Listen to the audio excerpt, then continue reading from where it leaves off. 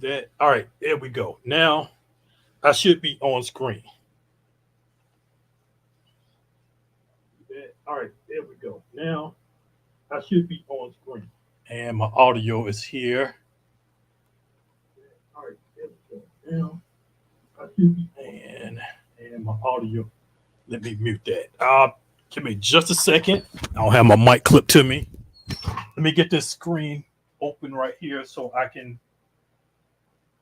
get a full screen.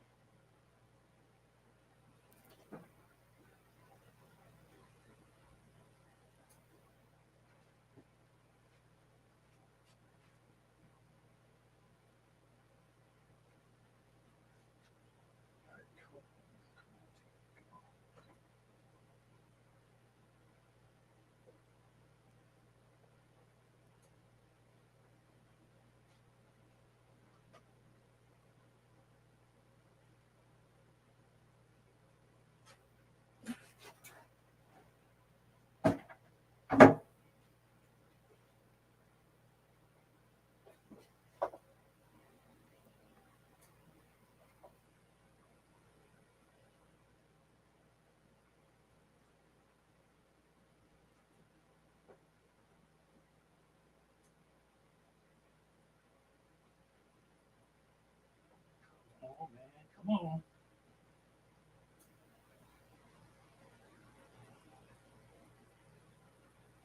All right. Might have to work without this one.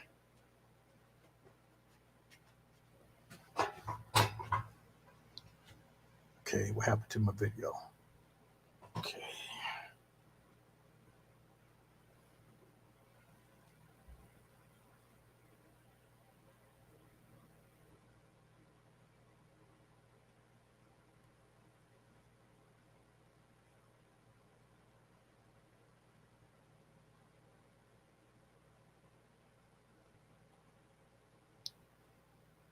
And really,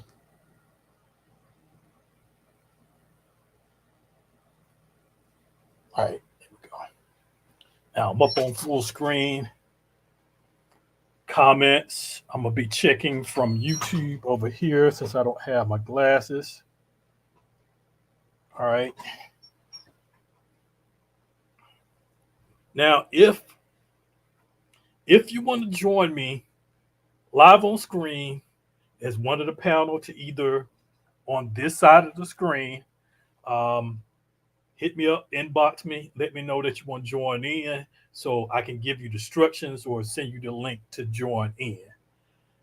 Sure, Eric, you want to be here, so let me send you the link. And also make sure that y'all click on and before you do comments, make sure that you click and that you allow StreamYard to use your Facebook to allow them to post your profile name so that I can see and everybody can see who's typing because otherwise it'll just say something like Facebook user if you don't. So like uh,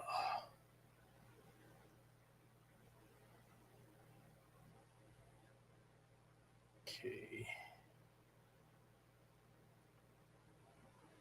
And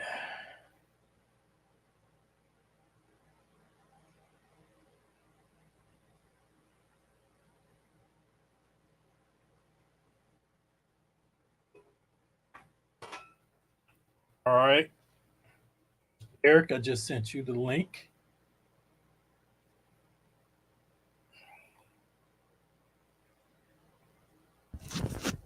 Go ahead, clip my mic on so y'all can hear me a little bit, a lot better. Just gonna clip it on front right now. It's tangled up. All right, so tonight, Atlanta DJ Zone Tech Tuesday Live. Thank you for joining in. Podcast that I created a couple years ago for DJs, but tonight is a little bit special because the topic is not only for DJs but for everybody else. So tonight, the topic is on music requests. Now, if you caught the promo video that I did minutes before the show started, earlier today, one of the DJs in Atlanta DJ Zone group, if you're DJing, you're not a member of the Atlanta DJ Zone, hit me up and I'll add you. I'll send you an invite to the group. But anyway, there was a DJ in there, DJ HD, High Def Entertainment. He added a new clause to his contract on requests.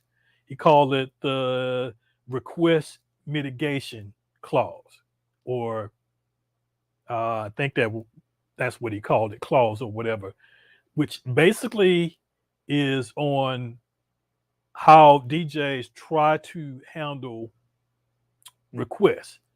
That there's a certain amount of requests that you can send or submit before the event, and there's a certain amount that the DJ will take right at the time or during the event.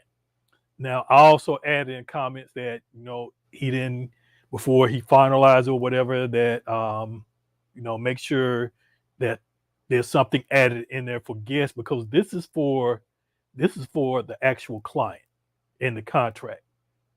Of course, when you're doing an event, you have the client's family, the client's friends. They will come up and request songs out the yazoo. Now, the thing is, this can become an issue on both sides. If you're DJ and you're trying to set the vibe for the event that you're trying to do, you will basically kind of have how you want the music to be played, or what selections you want to be played based on the amount of people in the room, based on the interaction. Your genre will be based on what you see. So DJs go by visual as for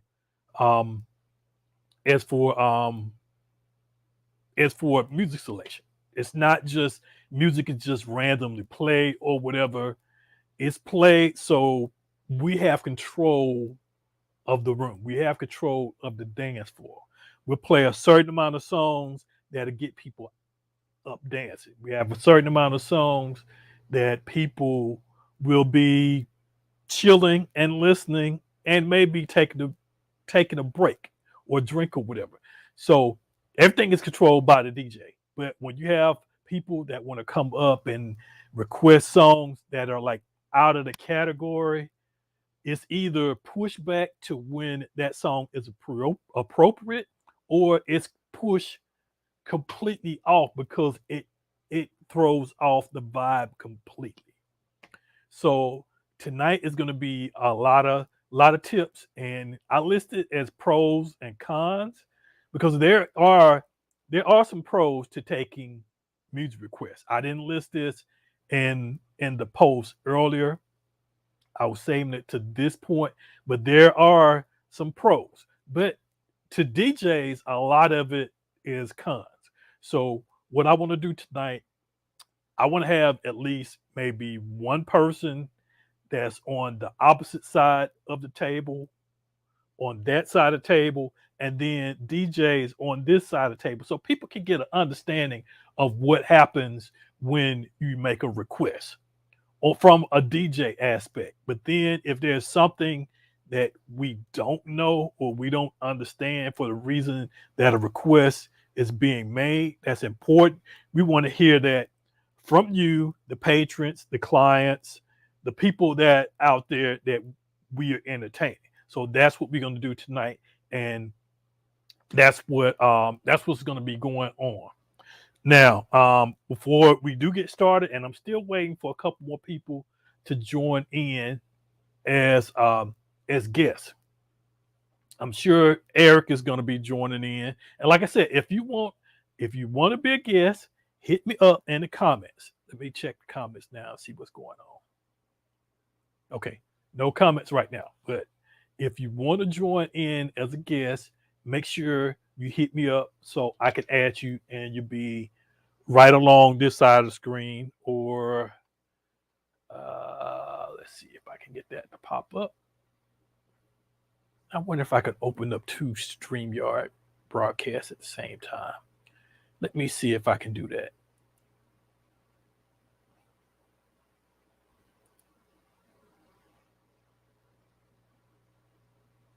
It may let me do this. It may not.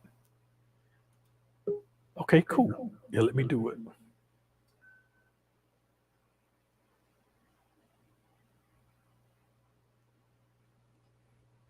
Oh, okay. I see Eric is here. So let me.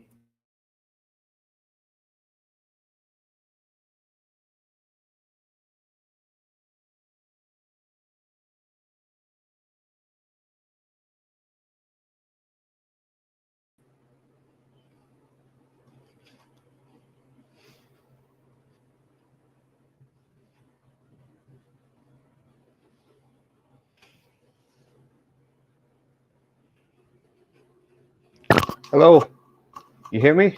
Can you hear me? I can't hear you. I can't hear you. I can hear. No, I can't even hear me. What the hell's happening?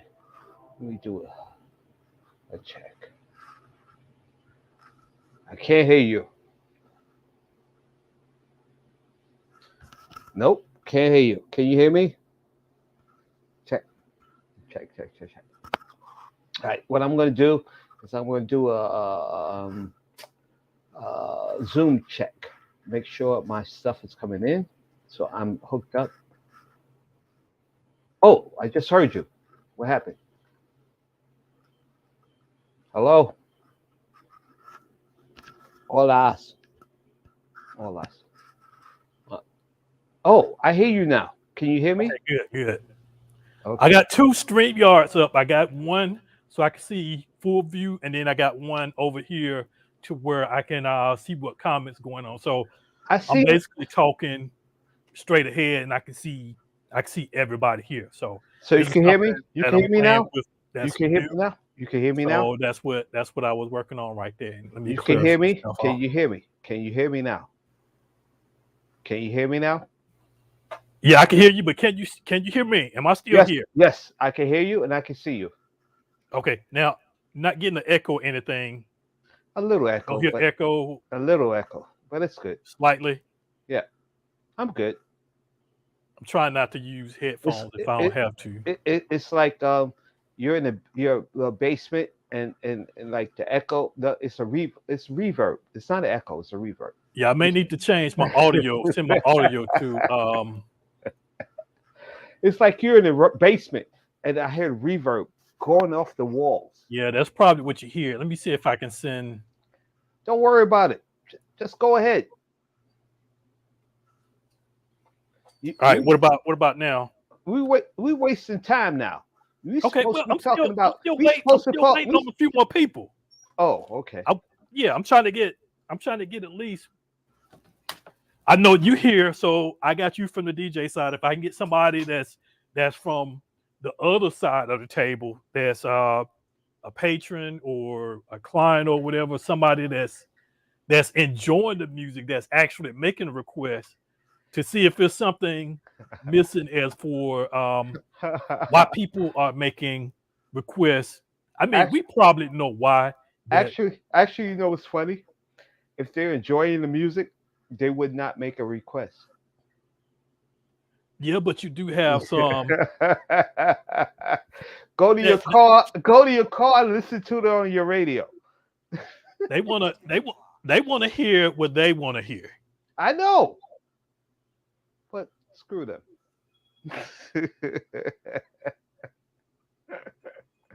I'm on that side. I'm on this side. I'm the DJ. There's supposed to be like 2 floors up from the dance floor. playing down on people, playing with the people paid. Okay, I see you, 007. I see you trying to call me. I got you. Oh, 07's coming in. Come on Yeah, now, 07. Yep. he's calling me. I'm my watch is just ringing. Hopefully he got. I think he got it there.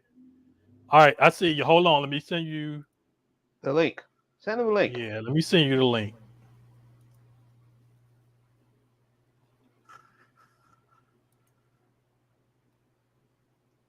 Because you know me, Kenyon. I've been doing this stuff for years, and I don't care what a person thinks about me. I'm gonna play. Now let me ask you this, because with house music, I'm thinking it's different. You don't have I'm thinking you may not have as many people that will want requests as much as other genre. No, they Because do. They do the come. music is a flow. They do come, dude. They do come. I had a person. One of the pictures I put on when I had my glasses down like this, and it said no request. Mhm. That was a hilarious thing, because people said, "Oh, he don't want to play what I want to play," but it was old house music. I'm going to play it, but I'm not going to play it when you want me to. But then there's the thing that requests. There are some requests that they might mix into my flow. You know what I'm saying? But Mhm. I'm not going to play it then, and then they get mad, and I tell them, go to your car. Listen to it in your car. I'm sorry. All right, Chris, inbox me on Facebook so I can send it directly to you. I don't want to post it into the comments and then somebody else use that. And I think, let me see. I think it's the same link. So let me just go ahead and yeah, it's the same link. Here, I'm about to post it now. 007, you in the house? Let's go.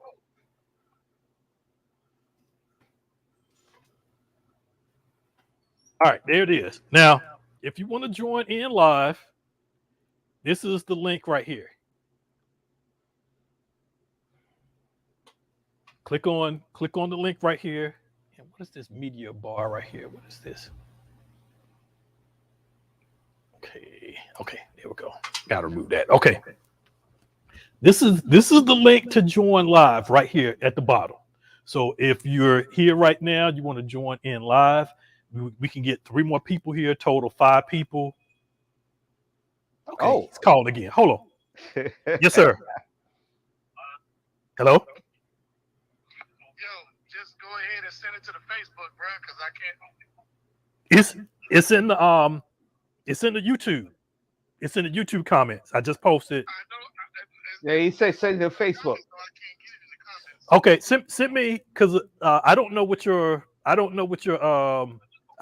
Facebook is anymore. You must have changed it. So send me. No, it's the same one. I just sent you a message.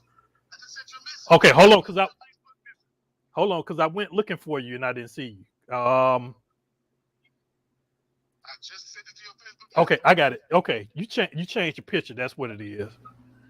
I didn't know whether that was you or not. All right, there you go. You got it. People look different. They grow older. He said he hasn't been using he hasn't been on Facebook as much, and I guess that's probably because they've been taking his videos and stuff down. Oh. So he's mostly on Instagram now. I see him posting a lot more on Instagram than But Facebook. You know, Facebook and Instagram, they the same shit. It is, but Instagram, you can get away with some stuff. Instagram, you can get away with more stuff than you can with Facebook. Yeah, but that's Especially all. That's music-wise. bullshit. That's that bullshit. That's a bullshit, dude. And you know that. Okay, let me see. And he still hasn't joined in yet. So Yeah, wow. Request. Yeah, I'm waiting for him to click. I do take requests. All right, let me ask you this question, and I'm gonna pull it up in a minute. I'm gonna pull it up when I asked you the question. I'm gonna pull up the actual post that was posted earlier. Did you see the post? Which post about the request? Yeah, about the I think he called it request mitigation. Mitigation. I don't know what mitigation means in that context. Um, can you explain? It's just a clause that Oh, he's for the adding to his contract, contract. on the contract. Yeah. Yeah. Yep. No, I wouldn't put that in. I would get the playlist beforehand, and I would deal with the bride or the groom or the major person, and I would get their playlist. And then from that, if somebody comes up to me and asks for a request, I will see if it works into my format that I have put together from what I've learned. You understand? Hmm.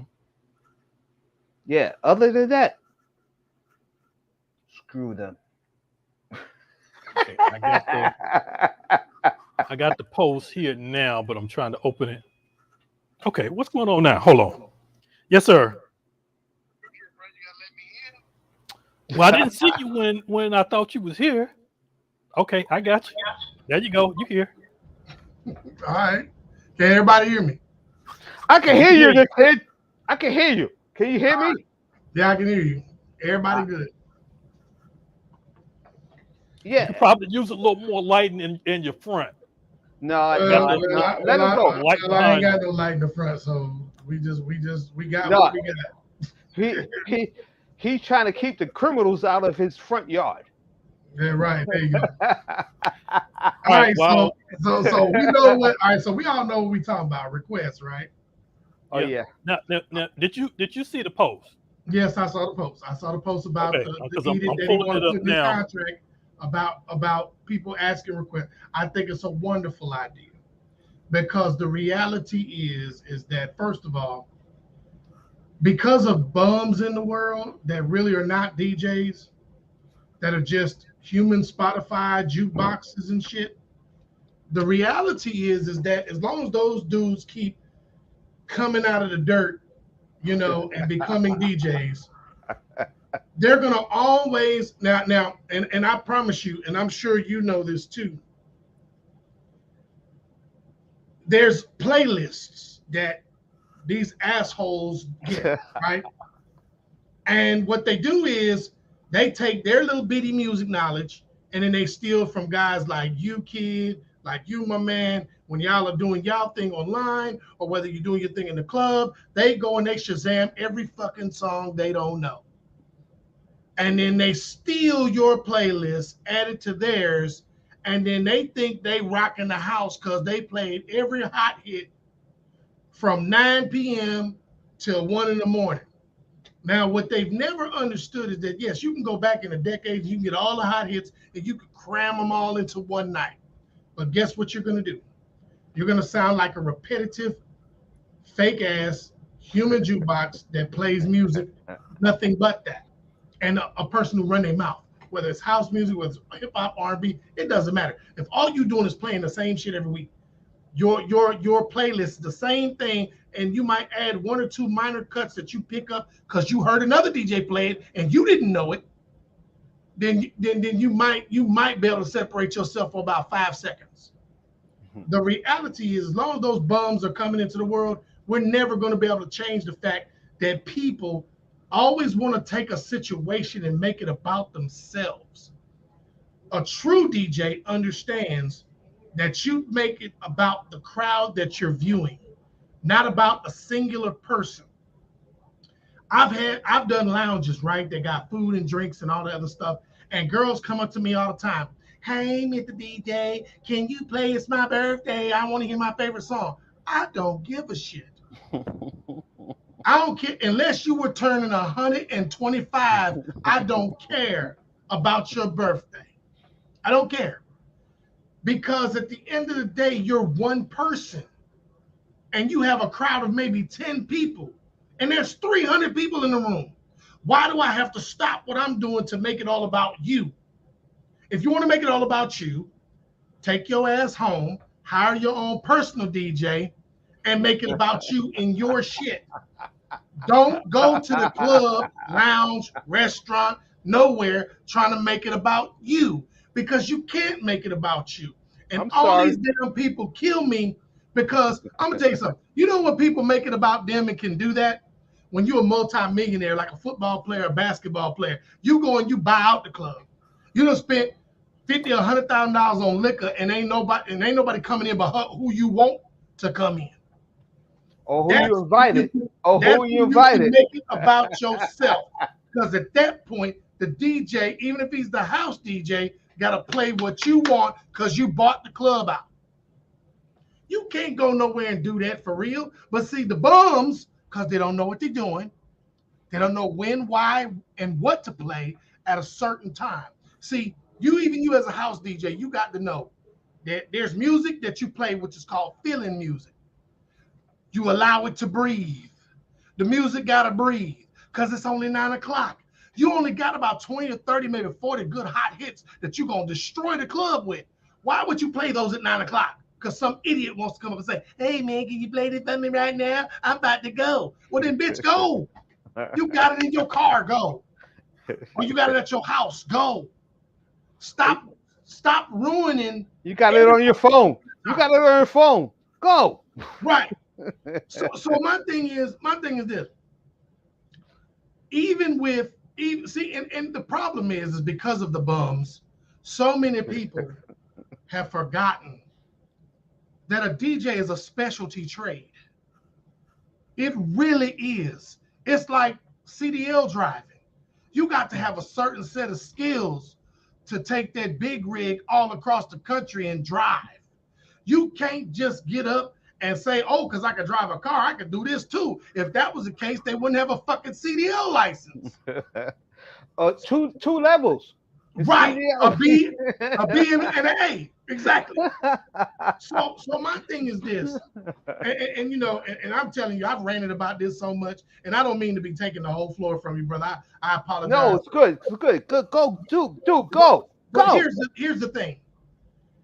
Everybody on Atlanta DJ Zone love to say what DJs cannot do, what they should not do. Here's my thing.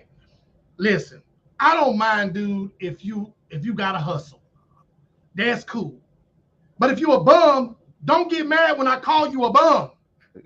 Because you're a fucking bum.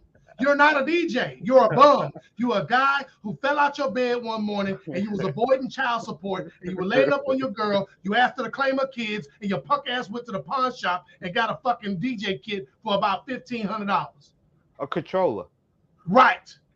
No, they got a whole DJ kit. They got 2 cheap ass speakers, a damn amp, and some shit and a controller, and now they think that God's making this. Man, it's this girl, man, that's in my city. Hey, Kenya. Here we go, people. Here we go. I'm telling you, look, listen, it's this girl in my city, right? This 400-pound Gila monster decided one day she was going to become a DJ, right? Now, let me tell you what this chick got for equipment.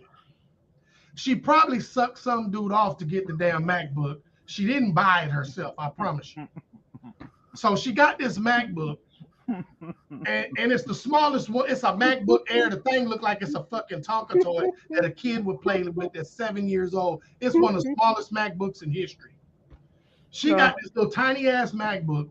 Hilarious. She got a Pioneer, one of the lowest ones. Look, don't even have no XLR connections. You got to plug that shit up into the headphone jack of the damn MacBook. She got that, and she paid $100 from some stupid ass DJ who sold her a hard drive for $100. Okay, and she got 2 speakers from Sam Club, the Ion speakers that light up and glow in the dark. Okay. This chicken head goes around charging $60 a pop to DJ. Wow. $60. And she think because she has some charisma on the microphone that makes her a DJ. Wow. It is the technology and the bums that have put us in a situation where we have no choice but to set certain rules in place about requests because they dumbasses don't know how to fucking DJ at all. They don't know how to let the music breathe. They don't know what. Do you know there's times I could play a song that nobody's ever heard before, but because I introduced it right, the crowd was feeling the vibe and they went with the flow? They don't know how to do that. They don't know how to give people music that they wanted to hear, music that they needed to hear, or even the music that they didn't know that they wanted to hear. They don't know how to do that because they don't have the instinct, they don't have the skill, they don't have the creative level to do that. Actually, And so what they've done is over the last, I'd say, decade and a quarter, they have dumbed down our profession so profusely that you damn near have to be scratch bastard to get any fucking attention. I understand that most people are trying to listen to what they hear on the radio. Me, I've been past that for a long time. Right. Like everybody's jumping on this Beyonce new house joint. Oh my God. I've got like six remixes of the joint, and I'm not playing it. I'm not playing it, period, because I've heard. I'm into different house music. I play. Kenya will tell you. But dude, that's because you're a purist. You're a purist when it comes to house. Like, I know you know my man Musa Stretch, right? Yes. Yes. That's my dude, right? He's here in Columbus with me. That dude is what look, he don't give a fuck about no other music that's out there. His thing is it's house or bust. I had to explain to him. I was like, dude, I feel you. But you ain't Columbus, bruh. Hey, look, you can do that, but I'm telling you what you gotta do if you want to get these motherfuckers on board. You have got to play house music, popular hits that's been brought to house. And there's plenty of them out there. You know, there's Whitney Houston. There's all kind of popular hits that great house DJs have made remixes to. Right. You have got to use that forum to get these motherfuckers in, because if you don't, if all you gonna play is soulful house and some shit they ain't never heard, like, dude, I told him, I said, dude, I was digging the beat that you played for 10 straight minutes, but they gonna get tired after 5. So you gotta come in there. If 5 and a half. Have 5 and a half and do something. Right, let's do something different. So I told him, I started telling him, I said, hey, bro, look, start getting some acapellas and rolling them bitches. Hey, if you want to play the same soulful beat, no problem. Throw a different song on top of it. Exactly. So then that way you can creatively get them into what you're doing.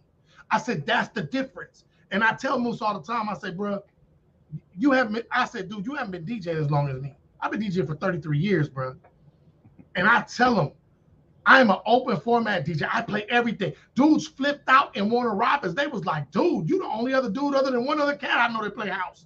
I said, dude, I'll play whatever. As long as it sounds different than the niggas that's doing the shit where I'm at. Because at the end of the day, it is all about creativity, flow. It's about breaking new ground, giving people shit that they never heard before. Even if it's over a beat that they know with an artist that they don't know, it's introduction of music so that the shit can keep going, flowing. You don't want to get stuck in some growing, alternate, flowing and growing. Right. You don't want to get stuck in some alternate reality that all you got is the same shit that you listening to. Exactly. Because when you do that, guess what you turn into? You turn into them ratchet hood motherfuckers. Trump. Or you turn into grown and sexy ratchet, which is the country niggas that all they listen to is damn Southern soul. That's all you turn into. But now while the white folk are growing and they enjoying, we stuck in the same two fucking genres. Right. And we can't get out of them. To me, I truly believe that as Black people, we are doing ourselves a disservice by doing that. I agree. It is one thing to like what you like, but it is another thing to be totally mentally closed to anything else. Yes. There's a difference there. White people may like what they like, but they will jump off a cliff every now and again and like what they, what they Black do. music. Right. And all of that goes into the whole request thing. It is that mentality that keeps the problems of the requests coming and coming and coming, because the person or persons want you to keep it in the realm of what they're comfortable with. Okay. 2 weeks ago, maybe 4 weeks ago, I played a song called "Sympathy for the Devil," which was by Rolling Stones, Right. and people loved it. And you know what it was? It was What? that song that said "Woohoo, woohoo." Oh, I know what song you're talking about. Did you do a house mix of it? Yes. That's why. The people that follow you love music, and they understand that you may veer off into different worlds. And Correct. like you said earlier, that's the reason why they don't have to ask for requests, because you're playing so many different things that you touch areas that they're comfortable with throughout your mix. If And people would just allow you to do what you're capable of doing, don't ask for no caress. you'll never have to ask for a request. If you could read what's on my laptop back there, it says I'm a DJ. No requests needed. Period. This is what we do professionally. I tell people all the time, do I come to your job that you work during the day? Like, I'll be quick to ask them, hey, what you been doing for your job? Oh, I've been working for Circle K for 20 years. So you really know a lot about managing a store and gas and all that stuff, right? Oh yeah, man. We got the number one sales in the area we in and blah blah. Okay, so how about this? How about I come to your work tomorrow and tell you, hey man, you're doing that wrong. Don't do it that way. Do it this way. They like, well, you can't do that. Oh really? I can't? My goodness. How dare me? Why should I? Oh, but you feel so comfortable coming to me And asking for a caress. and telling me what the Kenyon, where you at? Oh, he done disappeared. I think he mad because I be cussing too much. Yo, You that don't want to be associated with me right now. cussing is a trait of an intelligent person. You can look that up. It's just a form of expression, man. No. When you're passionate about what you do, that's what it is. Kenyon, where you at? He here now. He's muted. So, but seriously though, to get back with the topic at hand, we can't hear you now. We can't hear you. You done disappeared again. He got it muted. He's muted. Yeah, you're muted. Okay, he's good. Okay, I'm unmuted now. So, what are some cons and pros on requests? Because believe it or not, there are some pros. I didn't mention it earlier in the post. I mentioned it in previous talks of requests before. Okay. You can't just put requests completely off. No, there you are can't. some pros to getting requests. Yes. So if you're coming into a dead opinion, room of people you don't know, and you didn't get a song list prior to, like especially if it's a lounge or even a bar and you've never played there in your life, and you might have only seen a couple of nights that you've seen the crowd, and you're trying to get a better understanding of what they want, then yes, of course, I may take a few more requests than I would normally take because I'm flying blind. I can go to my hits, but I got to be smart. I don't want to do that because I know that's a guarantee depending on what I see, right? I want to tell people on the microphone, hey, if you got a request, please come up and share. No, because that will give me a template. I wouldn't say that. Well, no. I will tell people that, and I'm going to tell you why. Okay. Because early on in the night, when there's hardly anybody there, those people that are regulars that come early, they'll give you a template of what you can go through for the rest of the night if you just hear them.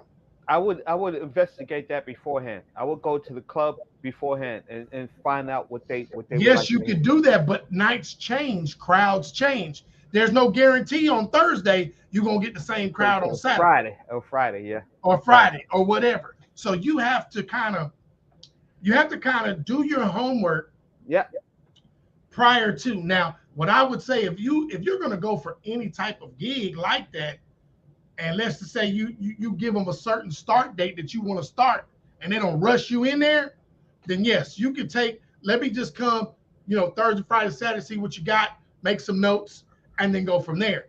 And then you probably can come prepared and don't want to take no requests. But I truly believe that when you get there early enough, if you take them little local yokels requests, it's not gonna hurt, because when they come to you, your best bet is to question them. Oh, hey, yeah, man. So Oh, you be what y'all like? What y'all like yeah, around what here? y'all what y'all normally be listening Yeah, to up here, yeah. man. I just want to get a vibe. And some maybe start raving lunatics and tell you some completely off shit. Awfully, all they will be Stark Reagan, Luke. Right. You might run into one or two of them, but every now and again you get that one customer or that one worker that works there that's absolutely honest with what they listen to on that particular night or what the DJ's been playing. And unless you're there to change the narrative of what music is being played currently, then you take that information and you work Run with it. around. You run with it. You run Yeah, with you take that information, you work around the hot hits of what they're talking about, and then you put all those fillers in early on, so you don't deviate from the genre, you don't deviate from the control. You're just saving those hits for later, like you should, But as a DJ. I would have did that like a week earlier. So when Right, I come in there, I'll be like fucking Iron Man or, or Captain right. America. You know what I'm I saying? totally agree. I totally agree. So the thing is with requesting, yes, there are some positives in certain areas, but I will go as far to say this. I agree with what he wrote in reference to the 5 requests at any given venue.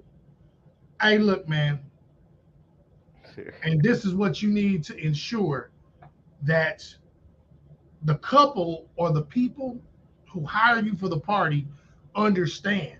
See, now what happens is most people don't tell a guest shit. Nope. They don't say nothing. They like, oh, come on, have a party. We get married. It's my birthday. Whatever the fuck, we gonna turn up. Whatever, whatever, whatever. Right? Exactly. Exactly. And when it comes down to it, it's gonna be hard to give that narrative. Now, what you can do, and this is something I would do if I implemented something of that nature, I would come up with a way, like a Google Voice number or something of that nature, and I would have on a screen that constantly flashes requests only accepted through this medium. And I'd have a QR code or something Well, that scans to me so never they can thought stay about the hell from away from me. And the reality is, when you scan that, it's going to go somewhere and it's going to say requests are only taken by artist, title, and genre. Period. never thought about that. But that's good. That's a Most good thought. people will not put that much work into fucking making a request. So if you make them work for it, they're either going to abandon their futile effort or they're going to do it. And then when you see it on your phone, whenever you look, or if you have a partner there who helps out and they look, then they could tell you what it is, and you can look at what you're playing and see, okay, is that a BPM for future or is that a BPM for now? And decide, and you might want to throw it in if you can, but they need to understand that you don't come up here because we're providing. See, DJs is an entertainment. It's a show. It's a performance. It's not just fucking playing music. So when you get out there and you do what you do, every time one of those mindless bastards run up and fuck with your flow, it is so hard for you to get back in that flow. Yeah. Once they interrupt what you're doing, Man, I've had people come and do that, and it fucked my whole night up. Like I'd be like, look, dude, you want to play? Like if I got somebody with me, one trainer or some shit, hey, dude, you want to play? Hey, you take over. I'm about to. I'll go outside. I don't even smoke no more. I'll go outside and smoke a cigarette or some shit just to calm my nerves, you know. And I don't even smoke no more. I ain't smoked in 7 years. But if I got to deal with that shit, oh man, let me go outside. I ain't smoking 15. See what I'm saying? So it's like, bro, I can't, because there's so much that they don't realize that they're doing to that performance when they come up and they bother you. Yeah. They're not only ruining the performance for themselves, For but they're ruining everybody. for their guests, or for anybody Everybody. that's at the lounge, anybody that's at the damn restaurant, anybody that's at the bar. They're ruining the entire vibe of everything that you're trying to put forth.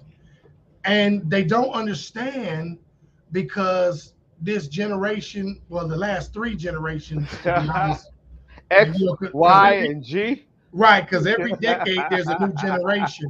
So the last 3 generations don't get it, because the bums have shown them that they don't have to get it. They can get what they want without getting it. I'm telling you, if I could create a poison that would kill any bum who took a request because they didn't know what they were doing and they dropped dead instantly, I really would try to make everybody around the world drink it, so that way, even if you thought for an instant that you were going to be a DJ, the minute that you didn't do more than just learn a Spotify playlist and start taking requests, you would drop dead. Well, the thing is, if you want to hear a song, go out to your car and go put your Spotify on. Right. You quick to go out there to fire up the blunt. Yeah. Quick to take your quick ass out there to get a free drink that you don't want to pay for in the bar. You quick to do that. Light up Spotify. Hey, light your shit up and do that out there. Don't come fuck with me. Hilarious. Very simple. Very simple. But now those are the pros. Now, we've talked about a lot of the cons, but I'm gonna say this. And it's crazy. So the people where you are, the people where I am, the people anywhere in smaller towns and even in some major cities on the more cheaper side of things, I'm gonna say, I'm not gonna, say white, black, or indifferent. I'm just gonna say on the cheaper side of things. Their expectation is that you play to what they want because they're paying you, right? And that may be true. You should play what they want because they're paying you.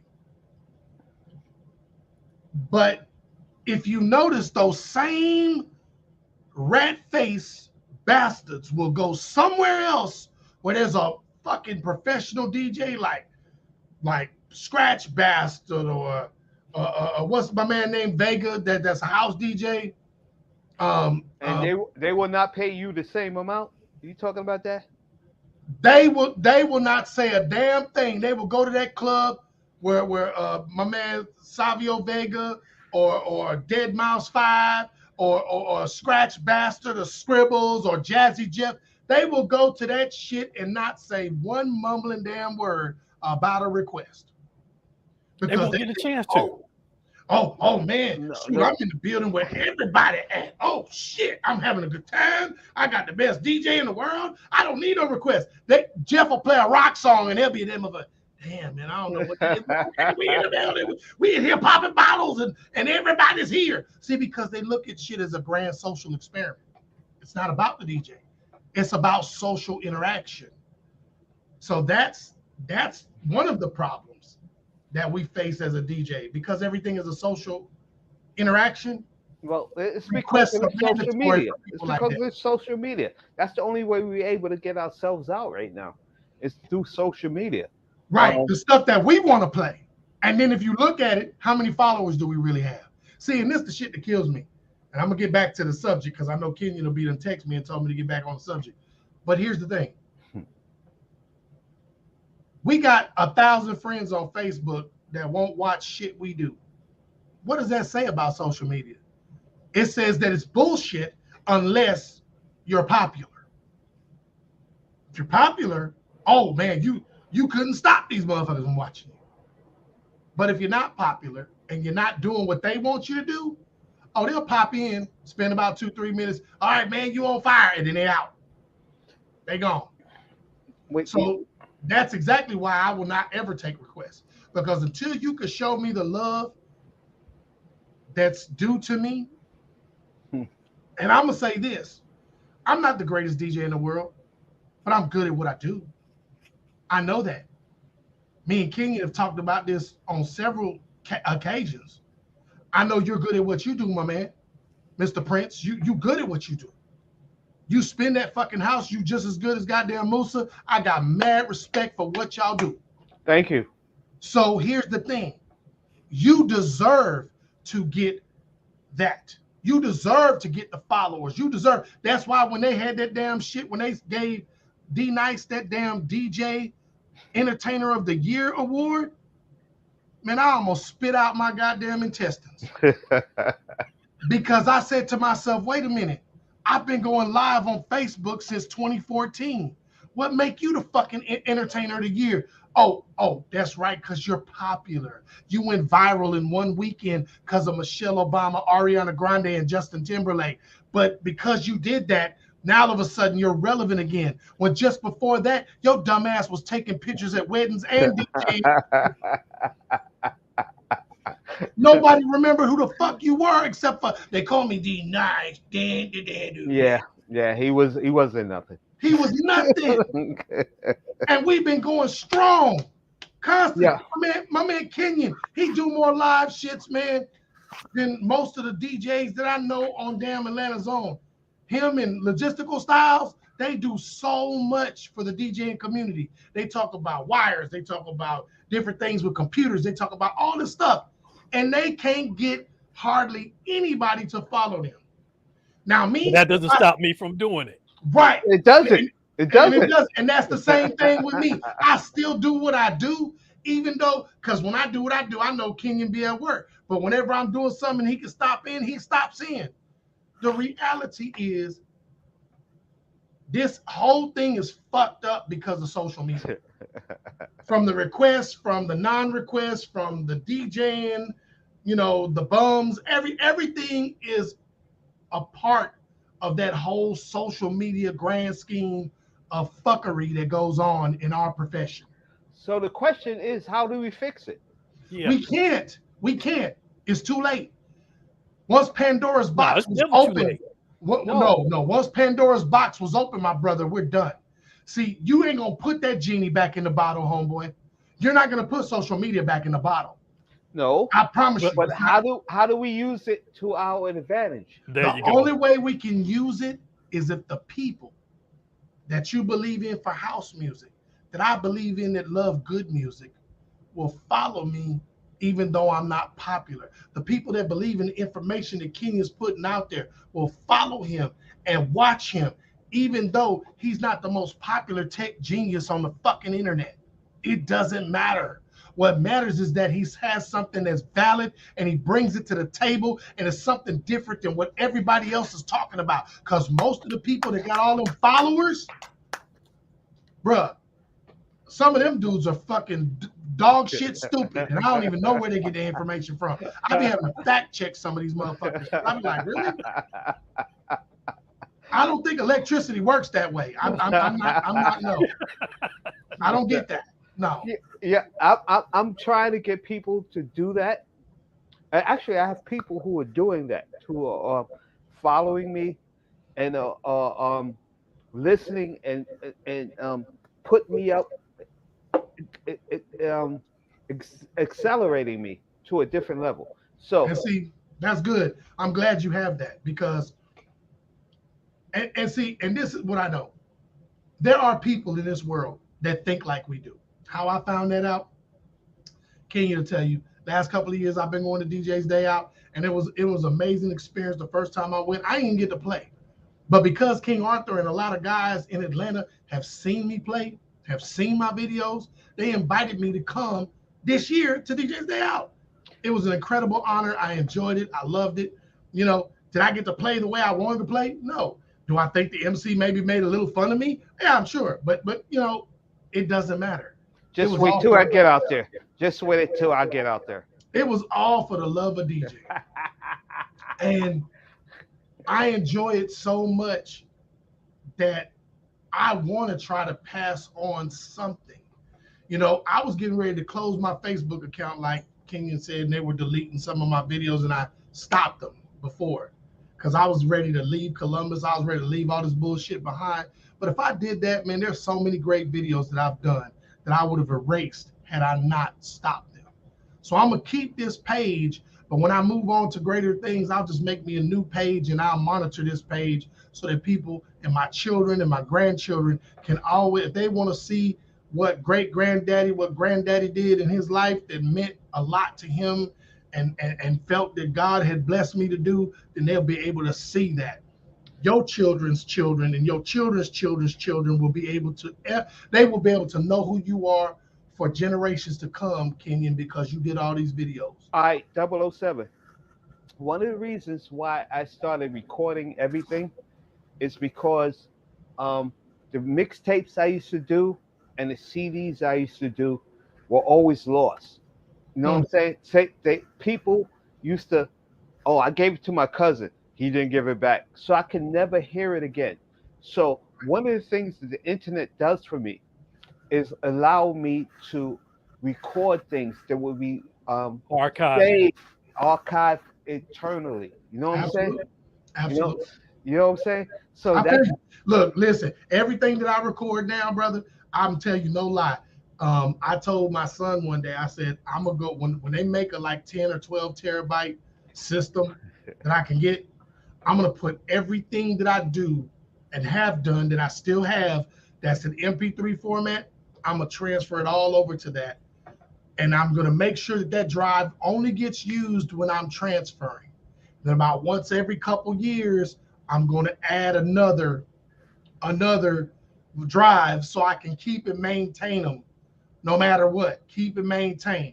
So when I die, all I ask my son to do, or one of my daughters to do, is just keep uploading it. Upload it to whatever. I don't care. Just keep uploading it. Whatever. If it's a video, upload it. If it's a fucking MP3, upload it with my picture. Just upload it. Keep uploading it. So in a way, in a sense, I can live forever. So if you look on YouTube for me, they say I have 70 videos for the last like 2 years since COVID, since I've been doing the live from Harlem thing. So that's 70 videos. So that's like 140 hours. And then you could go to CEEDOGG Presents, which is what I was doing before COVID happened. So it's like, yo, go for it, dude. Go for it. That's all we can do, man. You know, as professionals in what we do, we can sit up here, we talk about requests, we can talk about private parties, and whatever we talk about, whatever the topic is, the reality is that when you're a professional, listen to me. You just understand from a different place. When I'm a professional, listen to me. That place is a place of experience. You know, the funny thing is, I told a guy one time, you know, if you go in the military and you see a command sergeant major, and the command sergeant major come in and say, all right, son, we're going to do it this way, blah, blah, blah. But now you fresh out of your AIT school, you think you know the latest thing and the this, the that, but you're a specialist. And you about to come in with a man who's an E9 and you a fucking E4. And you're going to tell this man who is the right hand of the fucking colonel what the hell needs to be done in your job, and he's been doing it for 20 plus years or more. What you need to do is the next time you go to the obstacle course, stand at the very top of the highest obstacle where you go down with the little ropes, cut your rope, dive straight down off the obstacle on top of your fucking head. That's what you need to do. Because you can't tell somebody who's been in that long that this is what it is. Oh, we live. We got 3 viewers, or is it just us 3? I don't know. What's up? What's up, Kenyon? Kenya got us in the vortex, man. Don't you see it? We in the twilight zone. We the never ending story. Da, da, da, da, da.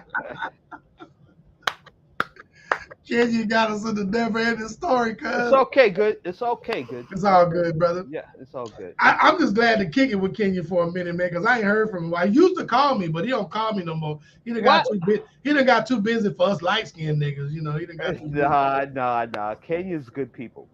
Oh man, look, listen. I'm gonna tell you something, and this is reality, man. Anytime I've ever come to Atlanta, anytime I've ever been in the vicinity, and I told him I'm there, and he had enough time, he's always come to kick it with me.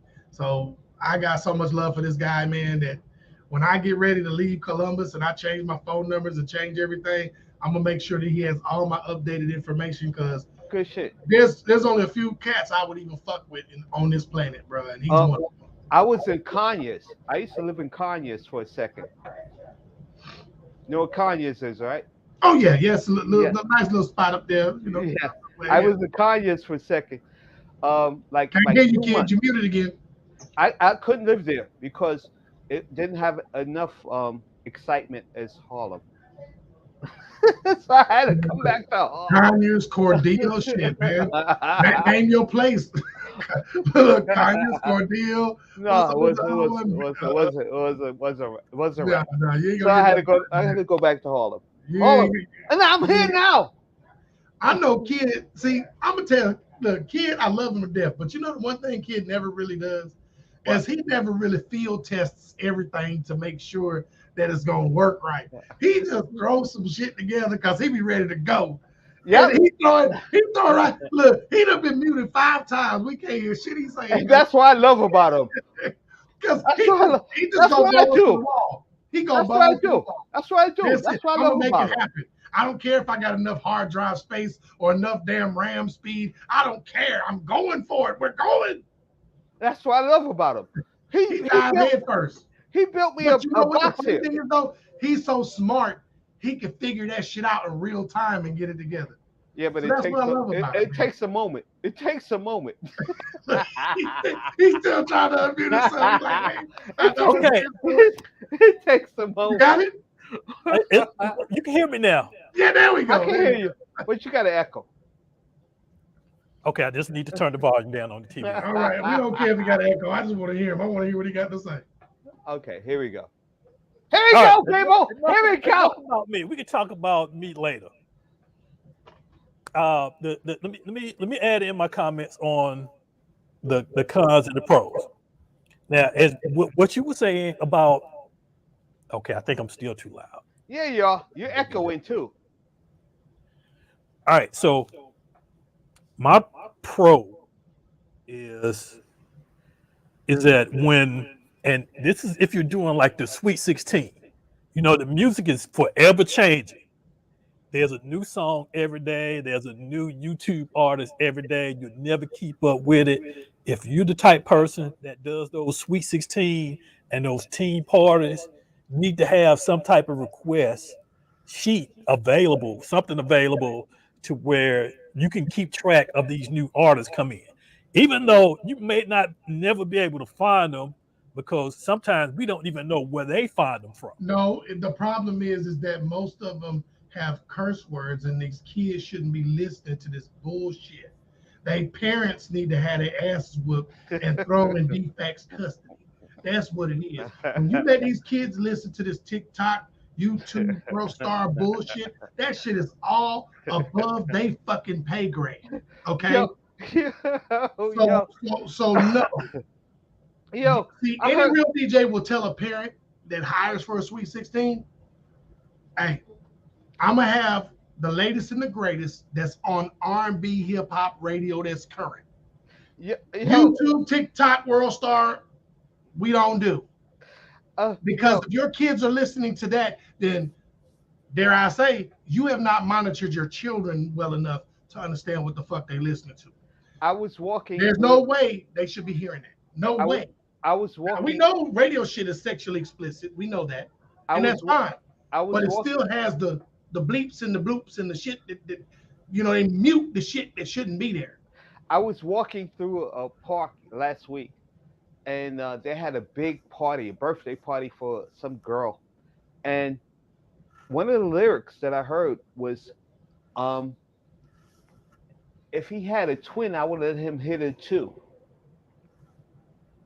Now How that's sexually explicit, hilarious.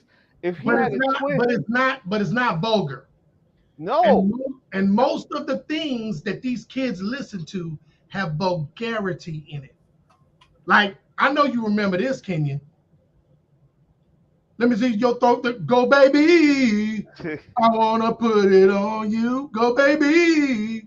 I put this dick all on you. I know you remember that, right? That was the hottest song out of Atlanta a few years back. This Mhm. retarded ass dude talking about getting his dicks up, right? And the kids were listening to the vulgar version. Period. Because he Now, probably never made a clean version. no, he did. He did. He That's why it did? was called. It was on the radio. It was called "Go Baby." Yeah.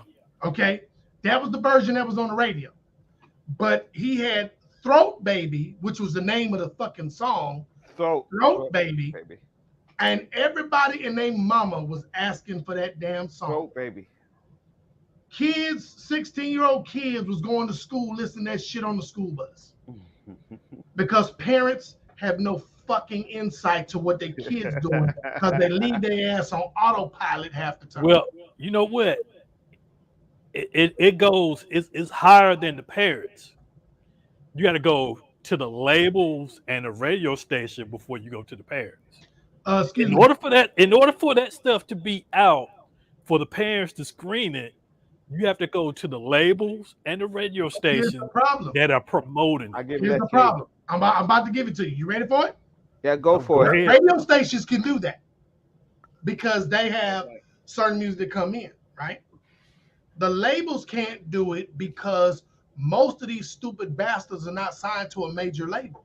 They make the shit out their house or out of some unknown label shit, and then the major label that picks them up, all they do is distribution. That's all they do. They put it on a downloadable platform or they put it on something, whatever the fuck. They do major distribution now. They don't do control because the artists have gotten smart enough to where, hey, look, dude, you think I'm about to let you control my fucking music and give me 50 cents on the dollar, bitch, and you sell this shit for $16.95? No, we're not about to do that anymore. What's gonna happen is I'm gonna do this shit myself. I'll let you give me major distribution in your little platforms or whatever. And out of $1.29 that you sell that shit on Amazon or Apple Pay or whatever the fuck you sell it on, I'm gonna get 75% of my royalties because your punk ass is not gonna fucking cheat me out of my money no more. So internet has changed, technology has changed so much about the music industry. You know, Usher told T-Pain that, he fucked up music, right? Fucked up R&B one time, when they was on a plane together.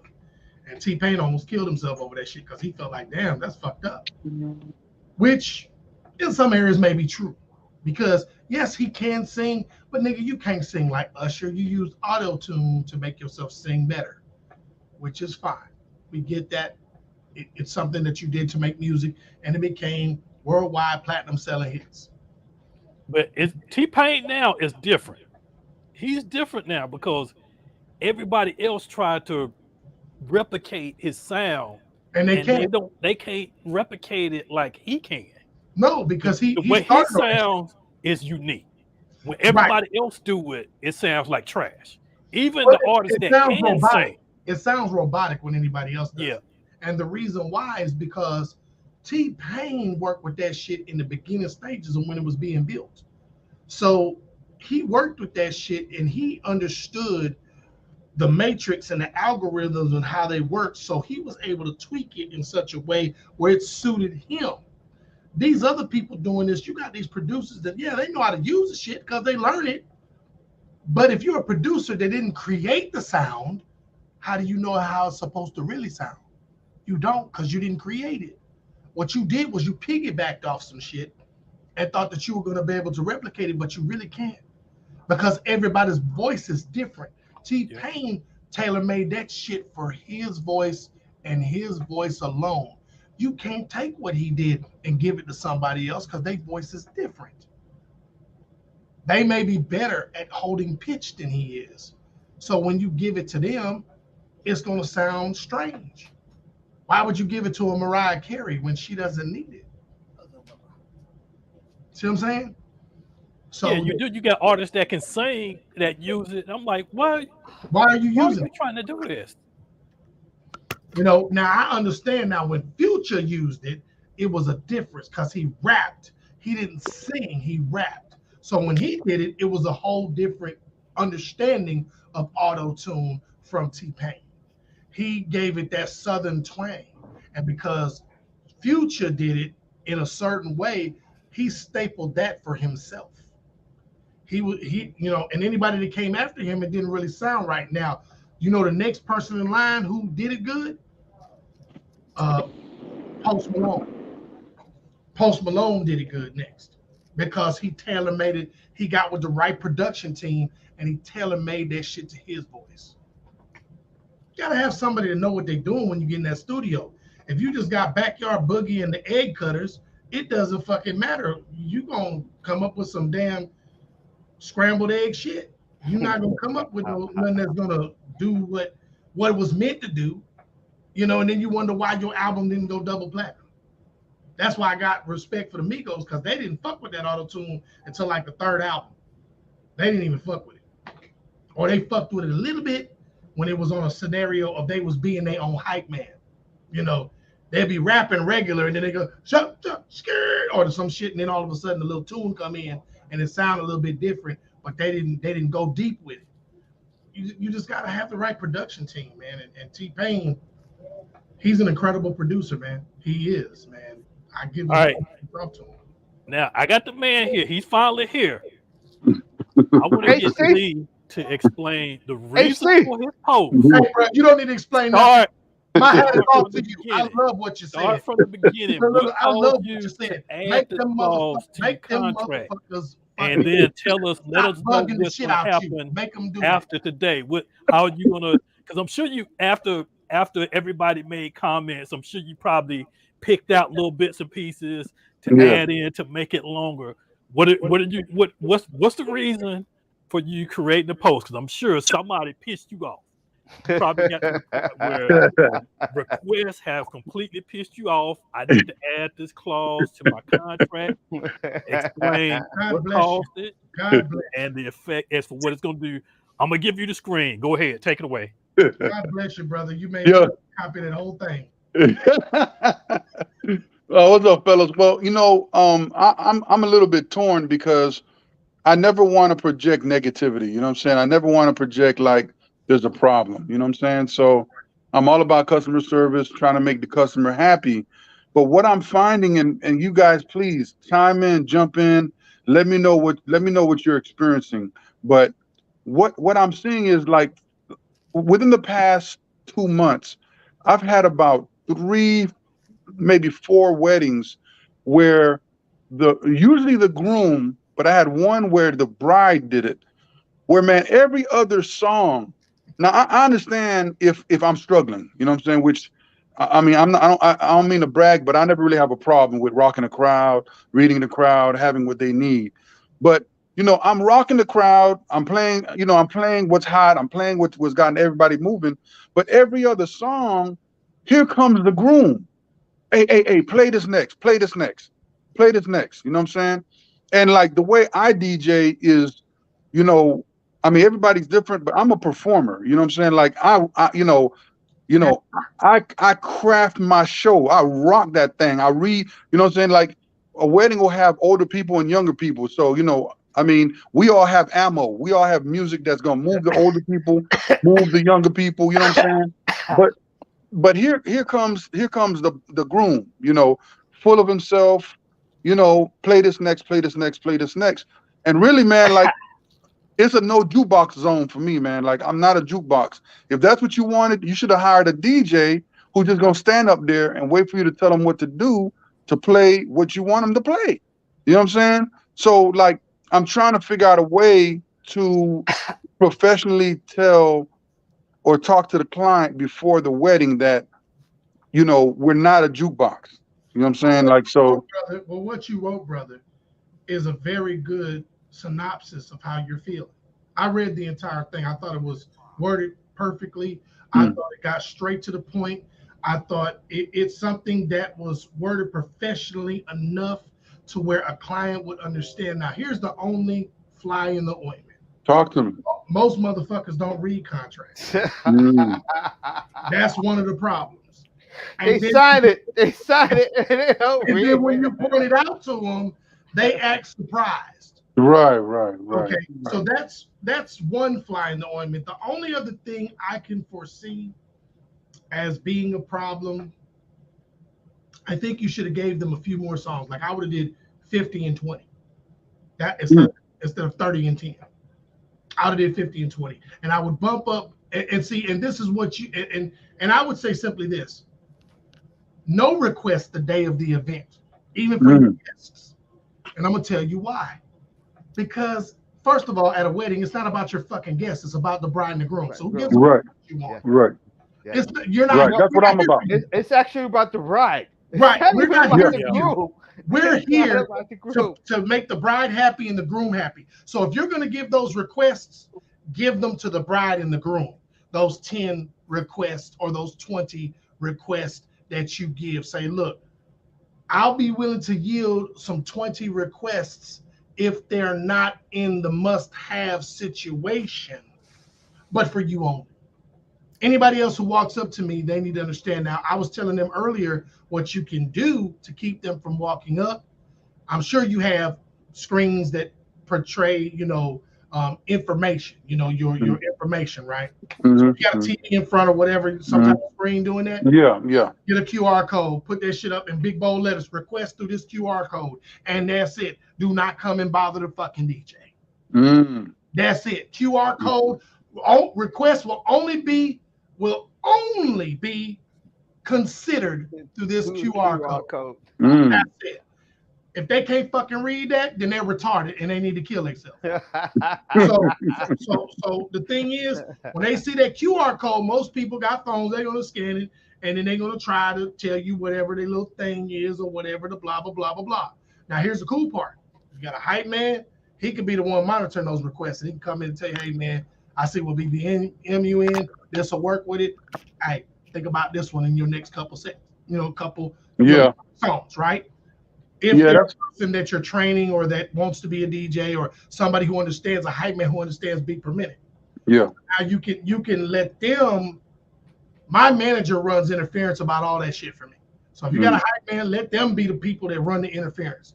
Don't you worry about it because you don't want to look bad. Like you said, you're about customer service. You let the hype man come in or some type of intercessor, especially a female who's good at, vocal communication, like that.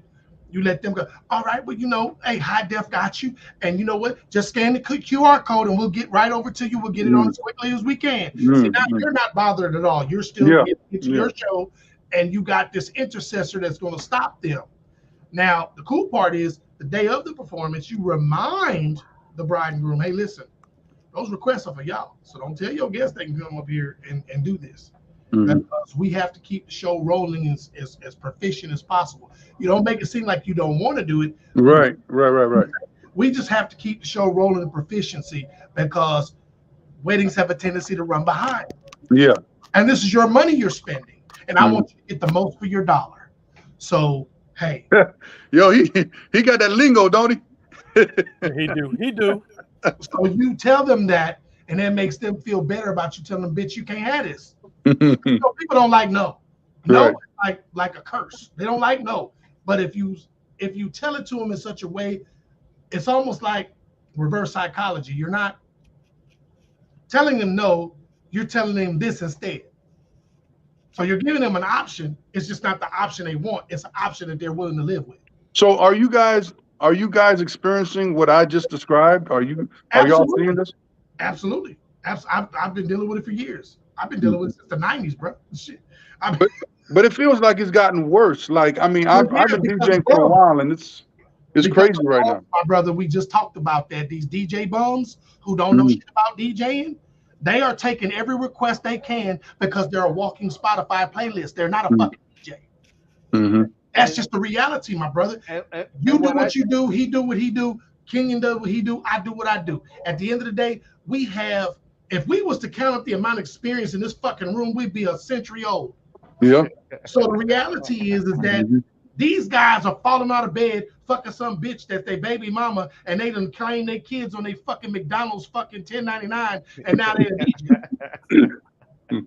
That's what these niggas do. They wake up one morning and say, "Oh, I'm a DJ." No, you're avoiding child support. That's why you don't want to get a real job. What about you, Eric? What are you seeing? What do you mean? What did I see? As far as the requests, this is okay. There you go. You see my yes, sir. Yes, sir. What you mean? What? Yes, sir. You see my these are the right two. These are the right two. Okay. I'm telling you, brother. Okay. Dude, look, I'll give you a prime example. I went to a wedding. I don't even do parties no more. I do events. Okay. Yeah, that's the best way to go. Yeah, I do events. I do events. I don't even party. I don't do birthday parties. I don't do I do events.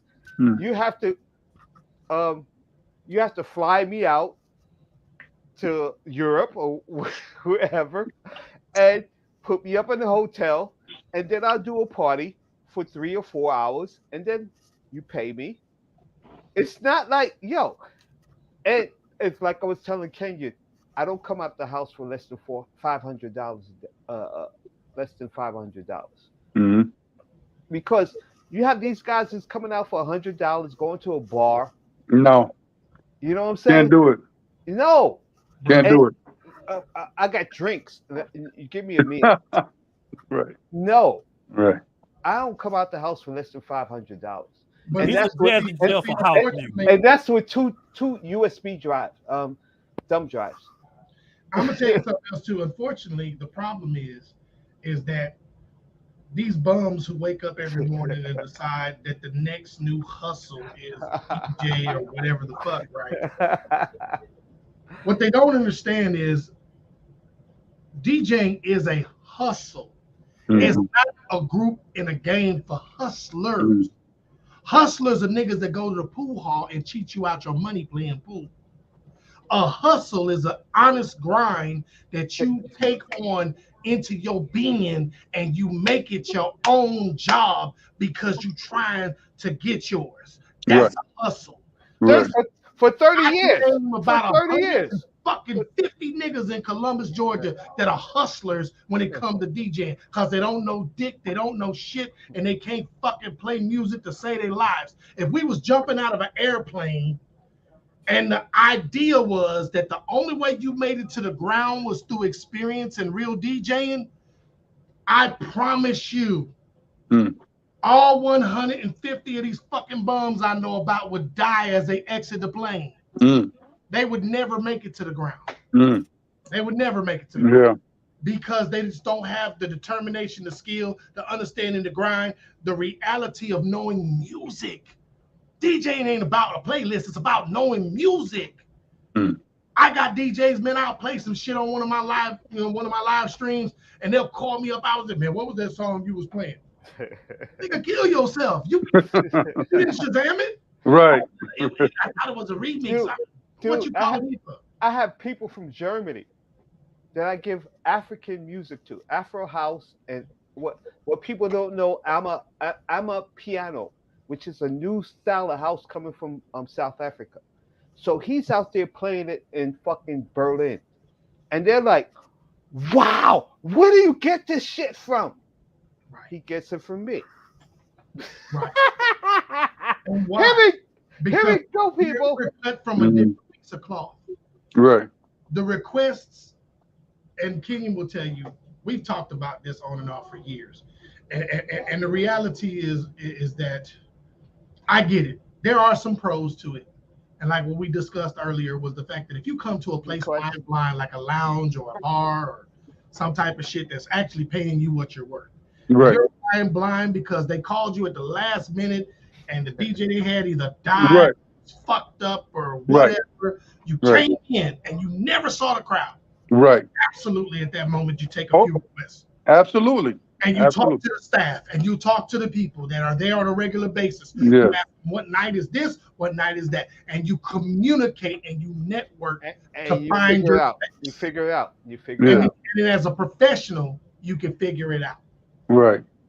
Now, a bum, what he's going to do or she's going to do is going to come in For $25. and they're gonna fucking play for $60 a night. They're gonna play all the top 50 hits that have been played in the last 2 years. They're gonna play all that shit by not. They're gonna go from 0 to 100 at 9 o'clock, Mm. and them 10 people they played for are gonna hear that shit.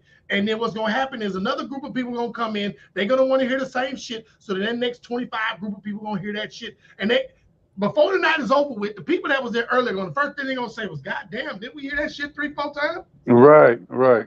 Right. Why the hell am I hearing that again? Because they're stupid." Right. Oh, is that the radio? Is that radio? What? Is that the radio? Yeah. You hear three? That's how the radio does it. Yeah. Right. Go. Hey, kid. Hey, this your show, man. Oh, you hear the radio. Kid, Go back out to kid, your car and hear the radio. All right, I just want to say this before we get too far, basically on what you're saying about the request. Now, of course, when you're in a venue that you're unfamiliar, you was a last minute DJ that came in. Yeah, of course you want to get idea of what the vibe is for that venue. So you would take some requests. Mhm. Also, as I mentioned earlier, Lee, before you came on, if you're doing like Sweet 16, or if you're doing like team parties, Oh and yeah. you know their music is forever changing, Whew. new artists every day. This adds more to your playlist about you becoming familiar with that new music, because it's not going to be anything that you get from your record pools. It's not anything that you're going to see or hear on the radio. It's going to be underground stuff. It's going to Right. be underground stuff that only they know about. So you may want to get a little small sheet just to find out what's going on. Even if you can't get it at that time, you could take it back home and then you can do your research. Oh, I need to add this artist. I never heard of him. Let me find out where I can find. Okay, I got that downloaded. Yeah, let me download this one. That's another reason that you would take a request. Now, what I want to add on top Is of that that question is, for me? and I'm waiting for them to show up because I know that they're here Is that or that they're watching. Is that Those question for me? DJs that use virtual DJ is kind of screwing up the game by adding in all these little extra gimmicks Yeah. and gadgets. Virtual DJ has that feature to Where you where you could can create a strip it, playlist. strip. Now, Yeah. if you got people that have been to see other DJs that have this feature added, but you don't add it, you don't have it, then they'd be like, well, why you don't take requests? The DJ that was here last week, he took my request, Yeah. I'm not and here. it He could have should've been came back because of last the week. fact that he was He using should've that came back. feature That's that over with. virtual I ain't DJ here. was using. Of course, We Serato, two different I'm people. gonna tell you now, Serato would never have a request feature. It's not something that they really need for the narrative of the basics. Like, that's why I always tell people all this stuff you see in Serato, like the stems feature and stuff like that, they probably never added. They probably never added because then they don't want to be like, well, Virtual DJ had it first, now Serato has it. They like, we're not even gonna waste our time with it.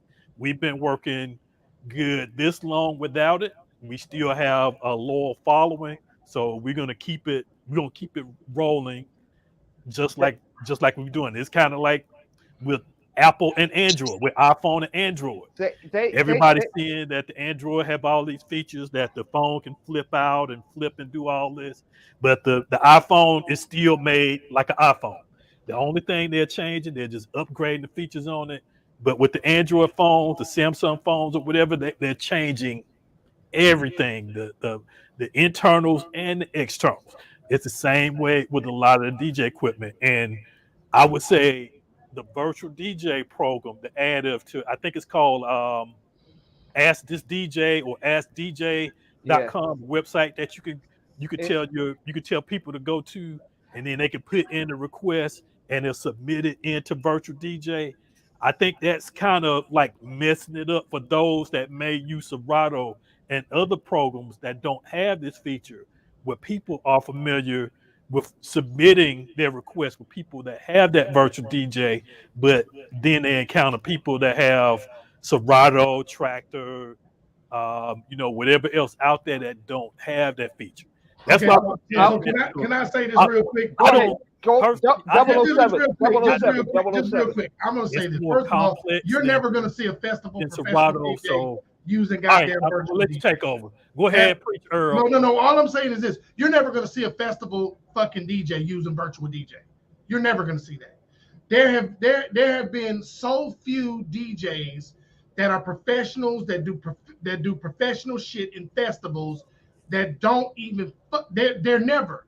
What you're gonna see is you may see a few people. They have a few. They have a You few, know, but they don't have anything like they don't have top nothing on the level of Serato or fucking or Tractor. They don't. They don't have nothing close to that. And how do I know? It's because I was one of the first people I heard a dude use virtual DJ, and I bought that shit. And I'm telling you, I bought that shit back in 2007. I paid $400 for that stupid ass program, and I get all the upgrades every year for life. And Yeah, I liked it back in the day. I mean, I use Serato now, but it is a basic formatted fucking software. It is for basic fucking DJs.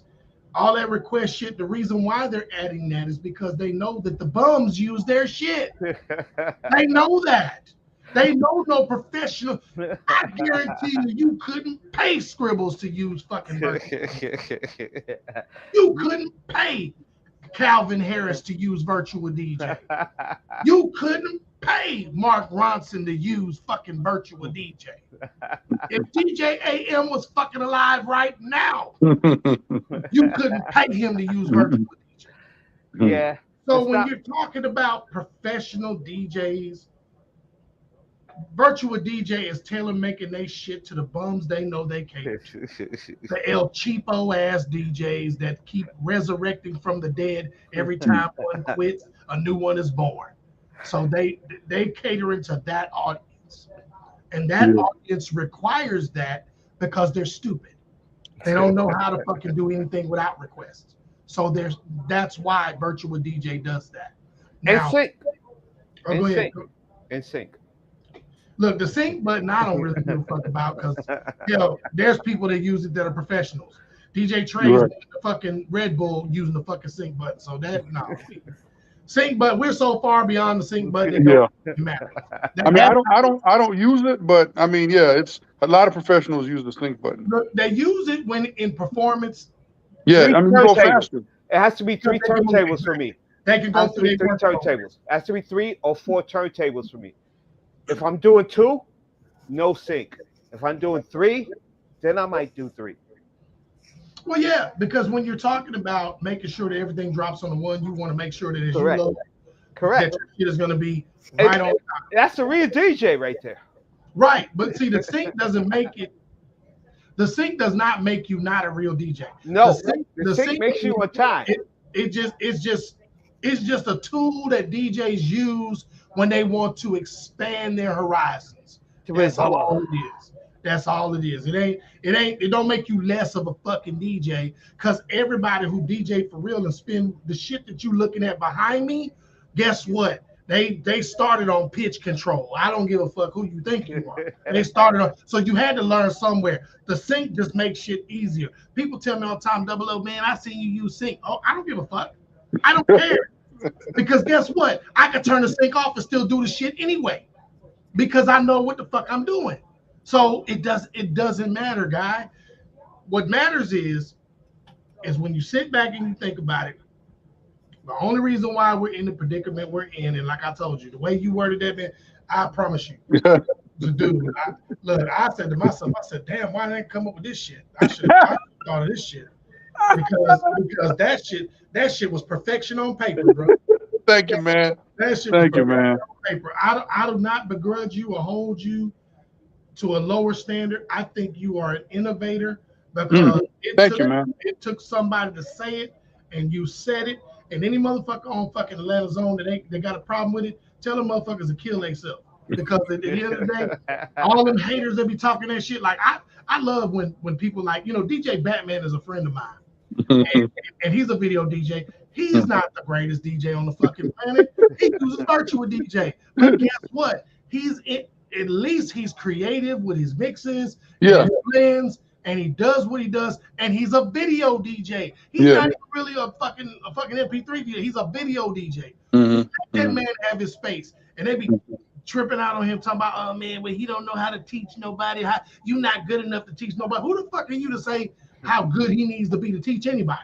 Right. First of all he's doing is the bums who want to be bums, they come to him and they say, teach me how to be a better bum. Okay. if somebody want to give me money to teach them how to be a better bum, you think I'm about to turn it down? Give me that $300 a month for them little 8 hours worth of work, nigga. I'll take it. I'll take it. Yo, kid, Double O is a trip, man.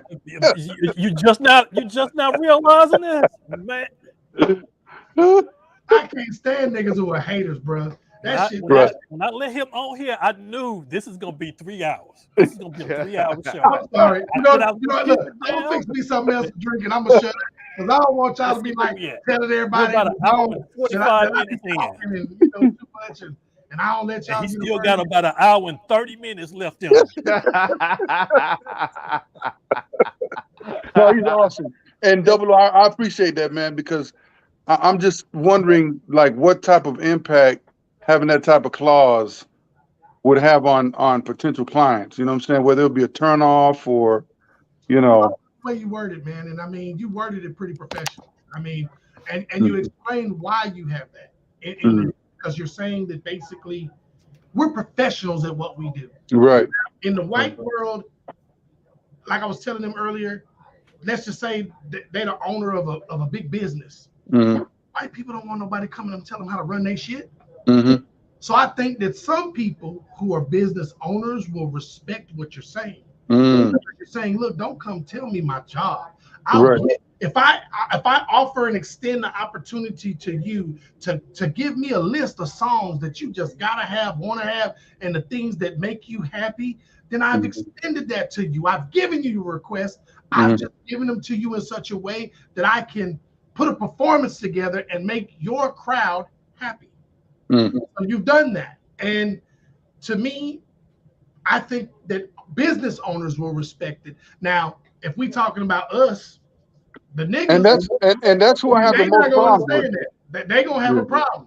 They're gonna be, hey, why the fuck I can't hear my song, man? I'm paying you to do a job, man. That's what I pay you to do. And go ahead, kid. This is your show. I'm gonna let you go in just a second, but I'm gonna tell you. I can't say nothing until he finished speaking, so I gotta let him. I'm gonna let you go in this. I'm gonna tell you a quick story, bro. I had this guy, right, who hired me to. Now, normally I don't do studio work, but this fuckbag hired me to take all of the vocals out of these particular songs that he picked and make them into instrumentals.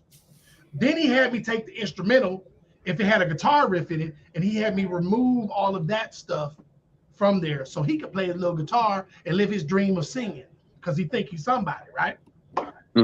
So I did most of them. I was getting too busy and I couldn't do the rest of them. I told him initially, I said, look, bro, because you know somebody I know, I'm only going to charge you $25 an hour for studio work. This is about 10 hours worth of work for me to do this. So I'm going to charge you $250 and we'll be done with it. You know what this black ass nigga did? He called me talking about some, yo, man, I got 150 right now. Can I give you the rest later? Yeah. I'm like, bro, I've already done the work. Why you just fucking pay me? Wow. Why does got to be a fucking negotiation? But see, that's what we do to each other. But when we go to Wally World and we get the white man to do shit for us, we don't negotiate because we understand that the white man say the price is the price. Is the price. So that's so the people that are gonna have the problem are probably the ignorant motherfuckers. I ain't talking about black people, because black people are people and they understand that you have to live. They understand that the pandemic prices go up, shit goes up. They understand because they see it in the world. But niggas are still trying to negotiate with you. Man, guess what, bro? We got everything you can smoke, you can drink, bro. Come on, man, we got you, bro. Nigga, I can't give Georgia Power no fucking weed to keep my lights on. So that's where you're gonna probably have a problem. Go ahead, King. I'm sorry. All right, now the question that you was asking, how do you approach this to your client? And what I'm about to do, I'm about to take your motto, which every time I hear you say that, I I hear more and more into it. Now I'm finna take your motto, how you can turn your motto into something that you can use for this. Your motto is it's not a DJ, it's a vibe. Right, Take it right, and use it. I like Let them know this clause is for it's not just a DJ. I'm not a jukebox. I'm right, not a person that plays music. right, It's a vibe. And a vibe meaning I'm creating an environment. I'm creating a scene. I'm right, creating an element of music that flows to where everybody is entertained, everybody is having a good time or whatever. right, That's why I don't want the request, or I want the request prior to the event. I right, don't want to right, be bogged down with trying to add in, take other elements and add it into an element where I'm trying to create your perfect event. right, I right. mean, you don't Kenyon, have to take it on a real as for quick point, on a real how I'm quick saying it point, with my Kenyon, words, Kenyon, on a real but quick point. create your own words. Take your model, incorporate it so they understand that the way that you handle requests is based off how you handle your business, and Mm, use your model into that. But on a quick If you point, have it like on a business card, hold it. The DJ means I'm not a jukebox. The vibe means I'm creating the element, I'm creating the vibe for you. I'm right? But on a creating quick your point, event. if you do that, So bro, you gotta you let do them that. Remember understand this. that. And Real quick I point. love it. I love it. Real quick point. I'm gonna shut up. On a quick sidebar, what he's saying is completely true because here's the thing: what they need to understand is the couple who's hiring you. That the more requests you take, that means the less of the mandatory songs that you can play for them because you're on a time schedule. Yes. Perfect. Go ahead, King. That's all I want to no, add. that's it. That's it. I was Yeah. done. He, he Yeah. he understood what I'm Yeah. saying. I get it. I get it. And believe it or not, I'm actually gonna implement. I'm gonna tweak my write up, and I'm gonna implement. I'm gonna incorporate some of what you just said. It's true. Like when I show up to a gig, like I've got a big, humongous $4,000 gig this weekend.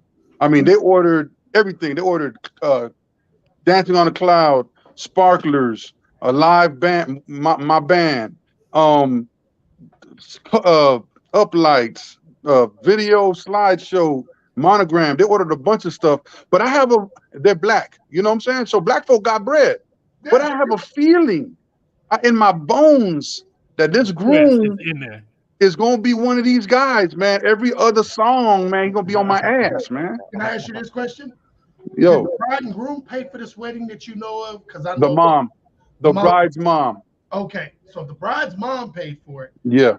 The groom may not be the problem. May not. Mm, May not. The mm. mother may be. The mother may be the problem. Or the daughter. Or the The daughter. daughter. It might be the daughter. It might Right. be the daughter. Because Yeah. because the mother is going to tell the Yeah. daughter, well, Yeah. I paid all this money, he better give you what you want. The groom, Groom is most is, times the groom, groom is don't do that. sliding. The The only time groom is they sliding. feel He's like that, sliding. empowered like that, is when they paying for the wedding. Yeah.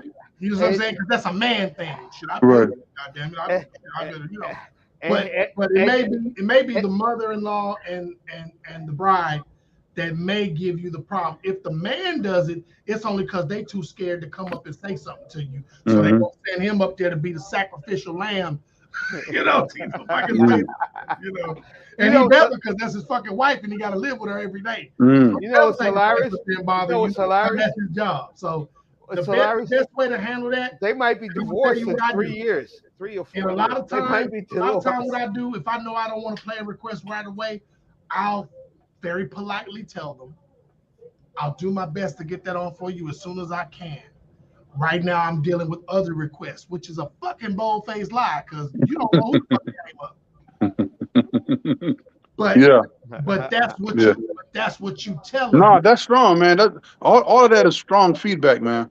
That's all real tell them strong. that, hey, I'm dealing with other requests. I'll get to that as soon as I can. And then, well, it's for the bride. Okay, just give me a minute. Let me at least look it up. And Right. in that moment, you can at least look it up And if it's something you're dealing with right then and there, okay, cool, go with the flow. If it ain't, oh man, I got these other requests. I got you coming.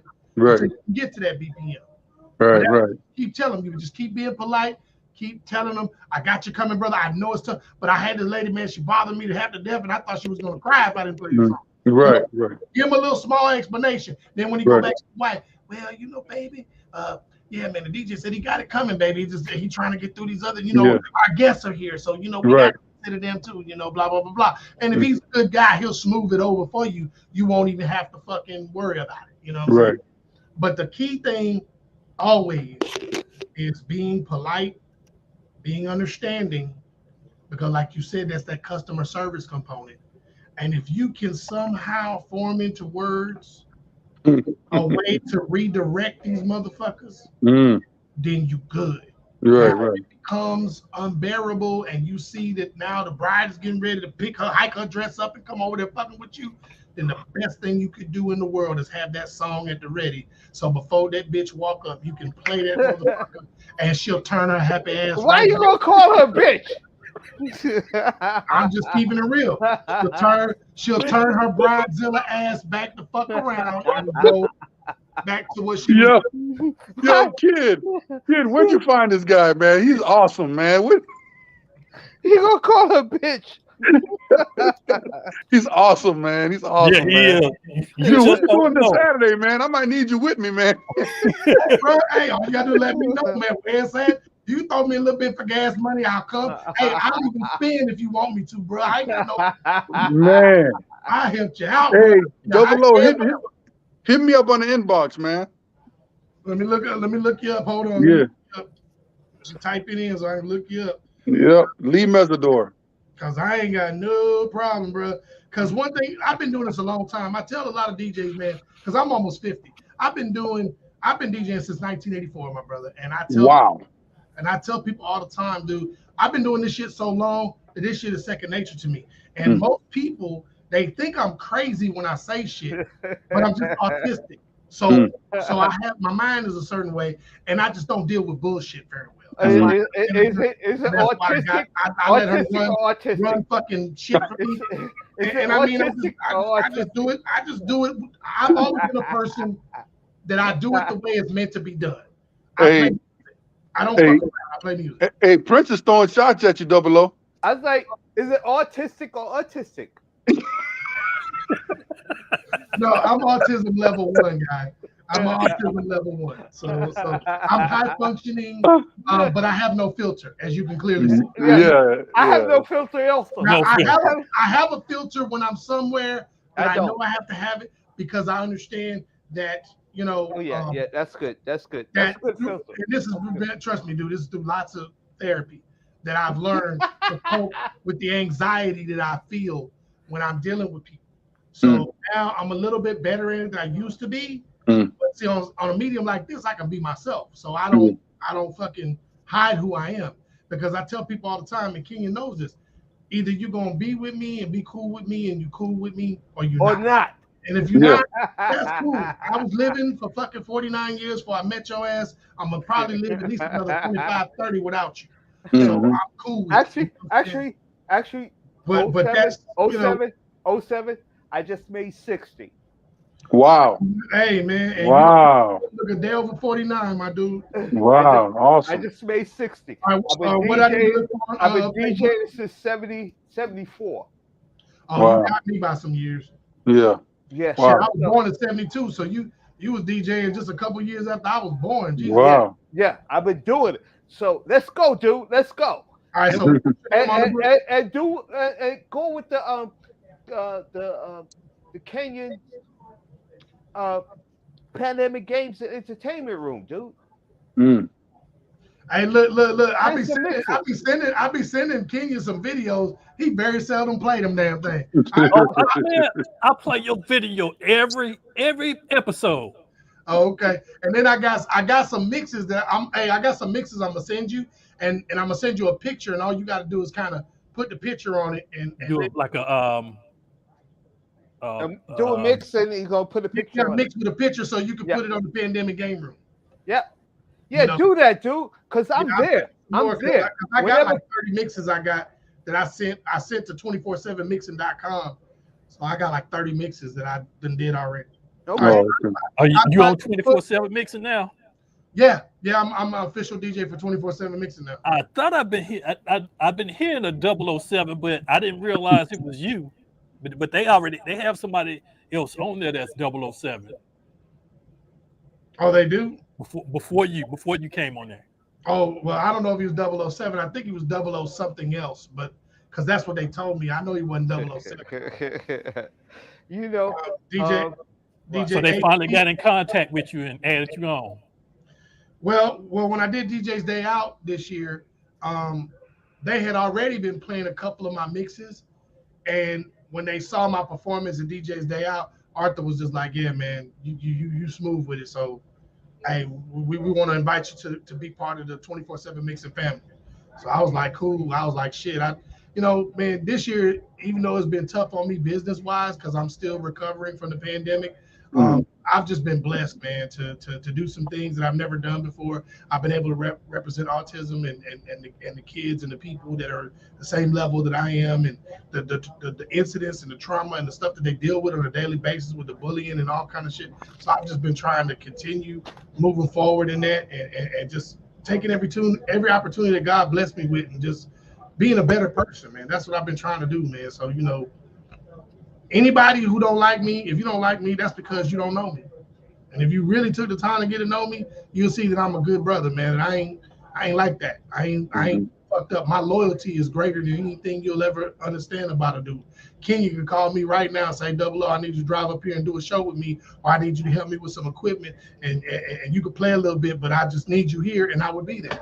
You don't have but to ask. My man Shay Davidson was gonna do a DJ's appreciation at a park, and he asked me to come and play. I wasn't gonna get paid no money, but I was gonna show up, set up a little small system, and I was gonna rock out for the day. Because Did that ever happen?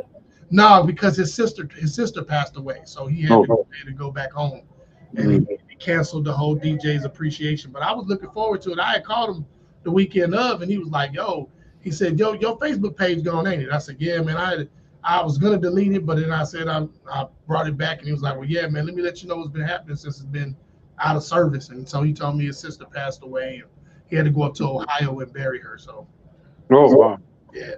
So DJ High Def, man, how do I get to you? What do I need to say? Yeah, on Facebook, or I can give you my phone number. We can do that too. Hold on, we can do that too. Fuck Facebook. There we go. That's even better.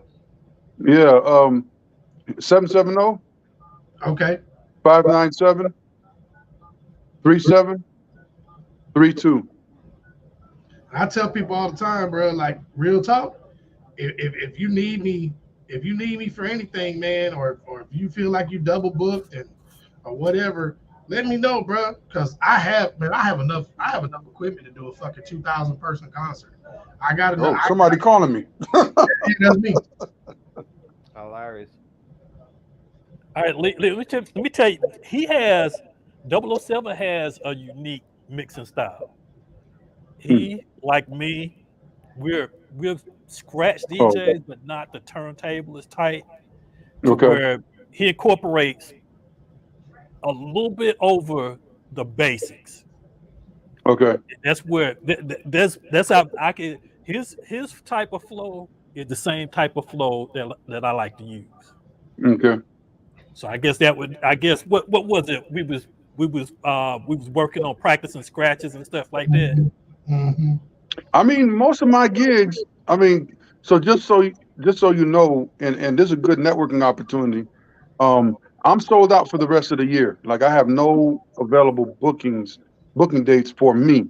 So everything that comes in now, I'm passing on to. I got DJs that work with me at High Def Entertainment, but I'll gladly pass them on to you. Like I just turned one down 10 minutes ago, a wedding on the 25th of September. So I'm down to give it to one of y'all. Real talk, no problem. I'll take all the ones I can get, especially if they're in Atlanta, because I need to make a footprint. I need to get up there and do some things, because at the end of the day, brother, I'm just gonna be honest with you, man. I want to get to a place where I can make at least $1,500 to $2,000 a month doing this, man. Because yeah, you can do that. Yeah. I got a family, man, and you know, And look, and I don't care if you send them to me and you say, hey, hello, listen, man, this is a $3,000 wedding, man. So hey, break me off something. If you let me know, hey, look, bro, I'll tell you. I'm like, well, shit, how much? How much I gotta break you off, bro? You let me know. No. We can talk. We can talk offline, man.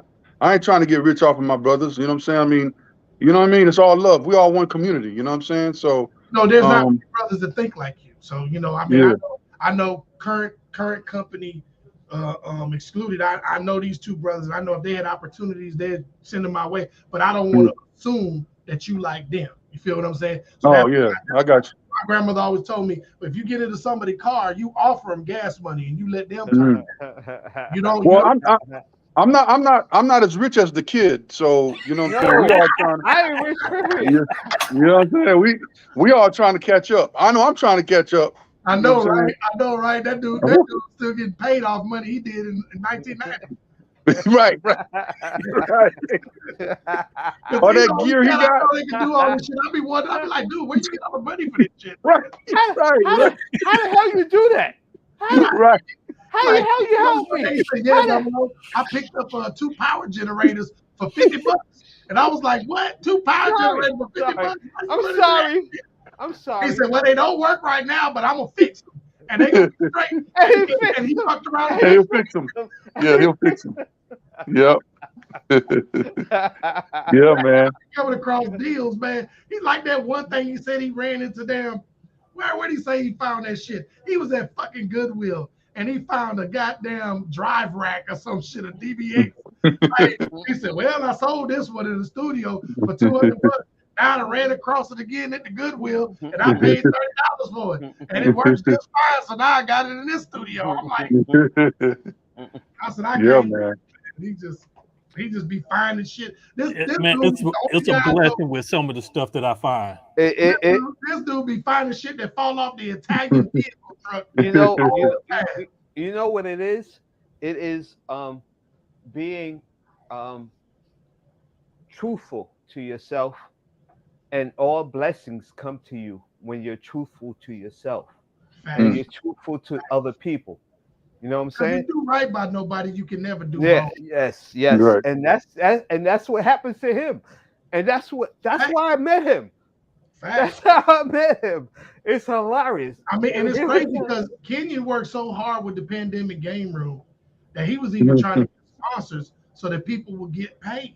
He wasn't even thinking about it like, I'm just trying to promote this shit and y'all do it for free, until I get paid. He was trying to say, look, if I can get some sponsors and some money, we all gonna eat, and I mean, who thinks of shit like that, man? You got to be a genuine dude to think of shit like that before you think of yourself, Right. But me and him, he helped me so much. So I said to myself, I'm going to help him do whatever he wants to do. And that's why he get first spot. He get the 68. Nobody.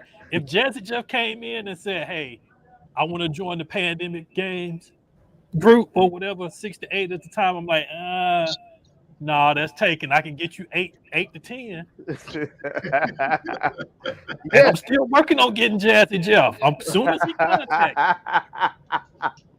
Hey, 007. Yes, sir.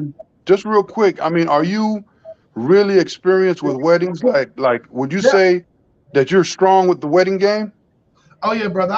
I've done probably about 150 weddings or more in my life. Okay, so this is another. I got another ding on my website. They say they got a $2,000 to $4,000 budget. I turned them down already, but they said, thanks a lot. I'm gonna read word for word. Do you know or have anybody you can recommend? This is at the Atlanta Peachtree Club. I've DJ'd there about 4 or 5 times. My response is absolutely. Call DJ 007 at, let me get your number real quick. 706. Yep. 573. Yep. 9705. And there we go. And then once they call me, I'm gonna put them in touch with my manager, so she can do all the logistics and get the contract and everything Yep. together. But I'll definitely meet with them and talk with them and find out what their needs are. And then if I can provide everything that they're wanting, I'll definitely transfer it over to my manager, and then she can book and get the deposits and do everything. You're available on October 15th?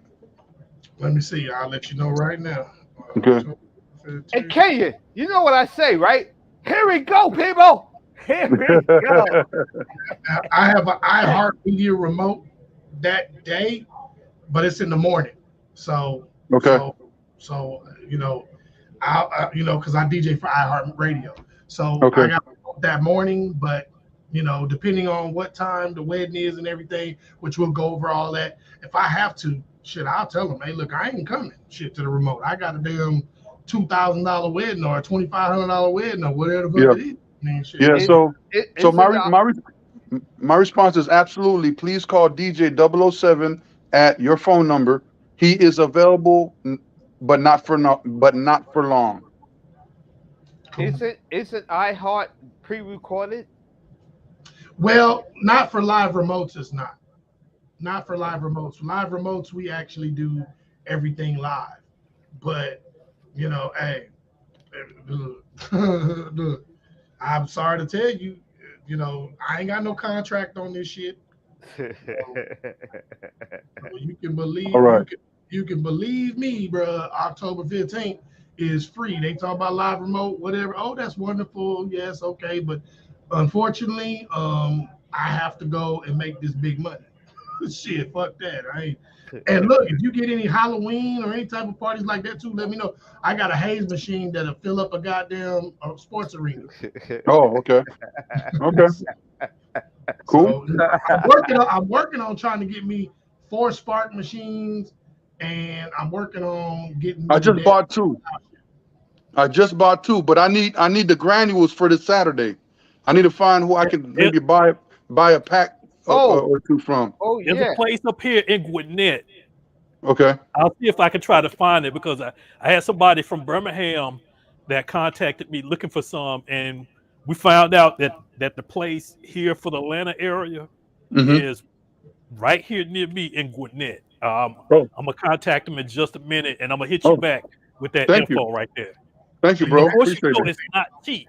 When I started because they don't the want prices motherfuckers to of sell it it. on Amazon and other places, that stuff is like dope. Yeah. But that's because they're the only Thanks, people that sell it. They're the only people that sell it, probably within 200-300 miles. Yeah. Well, no, it was on Amazon. Yeah, but what I'm saying is that if they're the only people locally that sell it, of course they're gonna hit you across the head. You know No. What I'm saying was we looked on Amazon first. I did, but it's Amazon, not gonna come in time. It was like $50 to $80 for an ounce or something like just that. for an ounce. How much you have to pour in each machine? Like probably about that much. Mm-hmm. For one pack. Depends on how big it's one pack. It's like 2 or 3 ounces or some shit like that.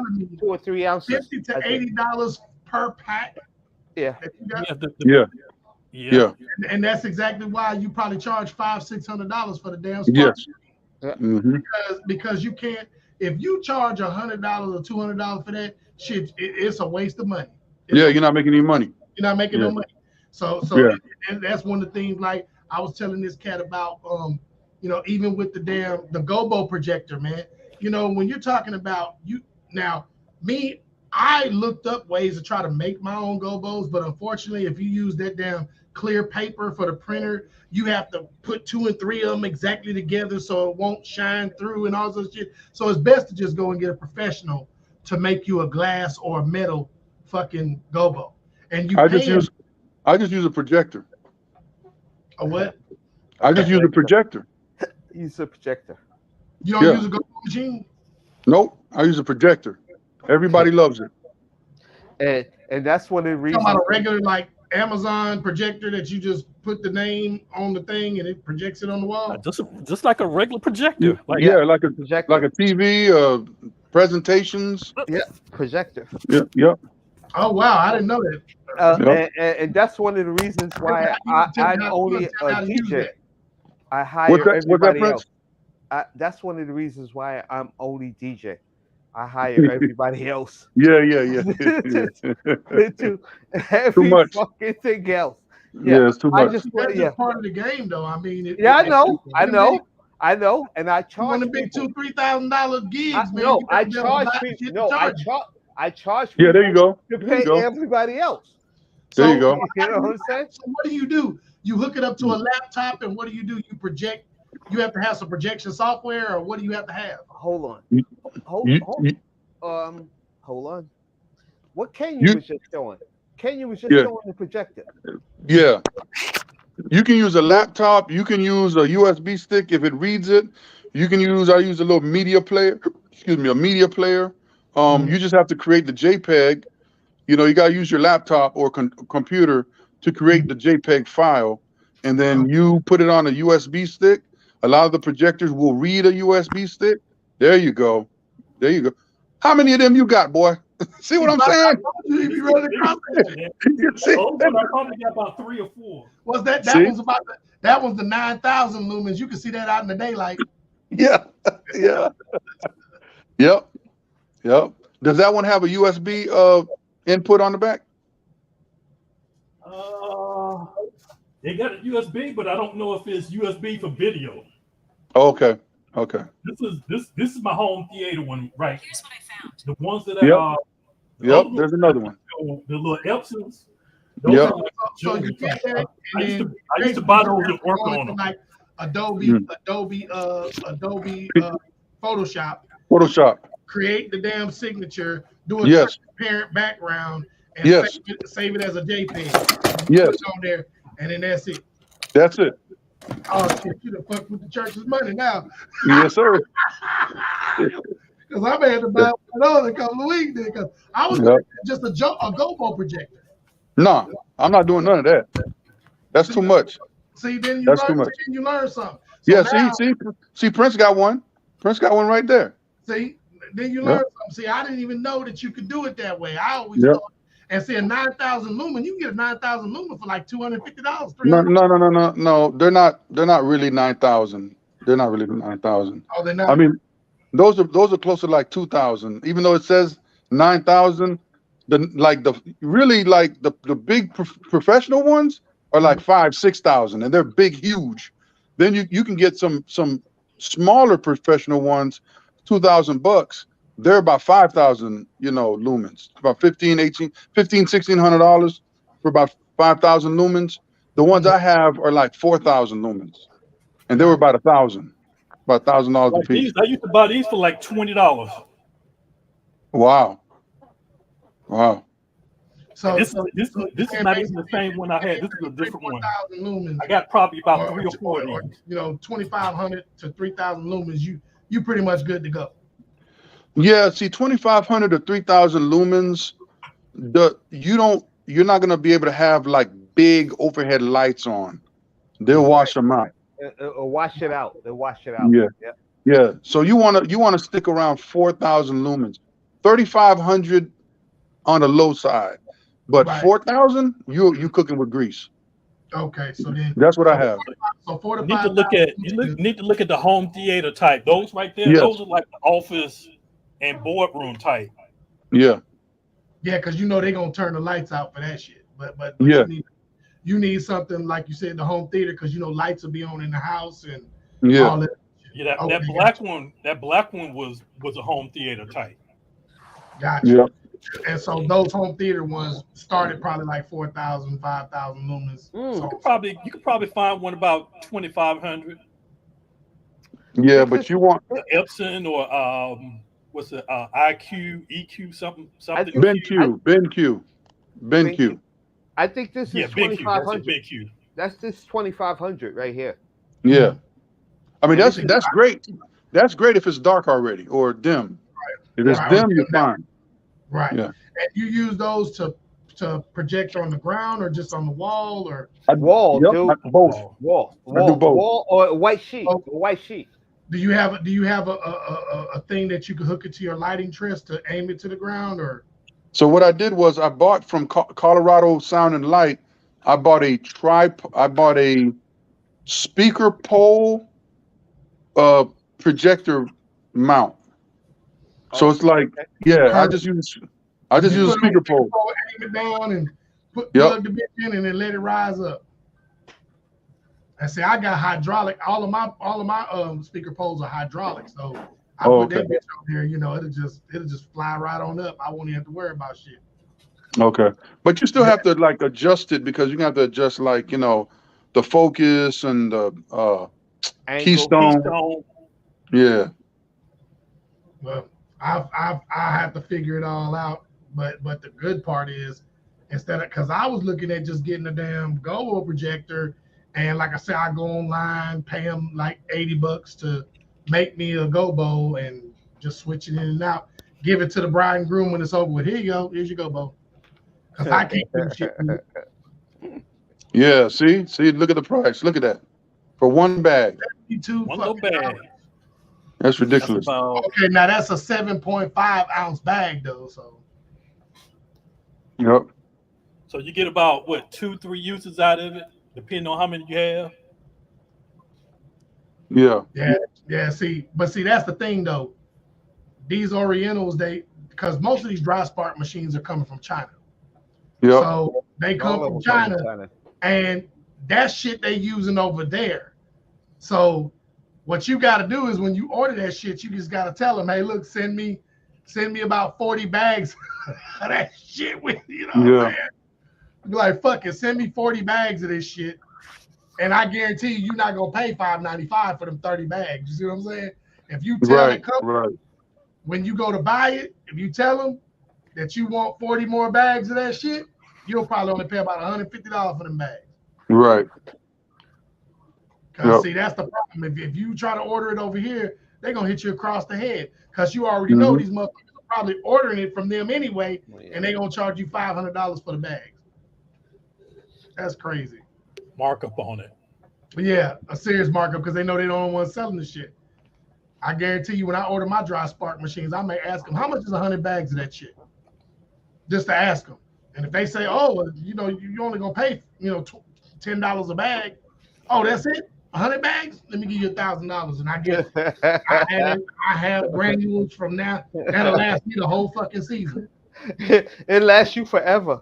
No, I won't say forever, but it'll probably last me the whole wedding season if I need them. Because they got, they damn dry ice machines are cheaper too. They little dry ice foggers, they cheaper too. You can get a Nimbus cost you $1,000 here. The big Nimbus cost you like $1,100-$1,200. Man, from them you can get that shit for $500, man. That shit is ridiculous. Just to let y'all know, since you mentioned it, and I've been working with her for a long time. She just inboxed me right as the show was starting. I'm sure y'all familiar with Apple Lynn, right? Yeah, Apple Lynn, yeah. Mm-hmm. I'm trying to get with Apple Lynn to send me some product. I mean, I don't care if she send it to me, let me review it. I ship it back. I don't really need to keep it because I'm probably not going to use it anyway. I'm just looking to do more shows to where I have product that I can actually review and give opinions and comments on, so y'all guys know. Give away on this product right here. Let me order up about 5 or 6. So then that way, somebody that actually uses, that are going around checking through websites or whatever, or reviews. Somebody that actually put it into a test. I don't care even if say for instance, if Lee, you're doing the show and I have a cold sparkler and I'm like, man, I want to try this cold sparkler. Can I bring it to you? Can I let you try it out and let me get some footage of it so I can do a review on it? And then I get my opinion, I get your opinion, boom. Right. If you like it, then you order some. I said, hey, this is the person I had tested. Give him a 30% discount off for testing it or whatever. Right. And then I'm looking everybody up. Everybody's playing. I don't have to make a penny out of it. I don't care. Right.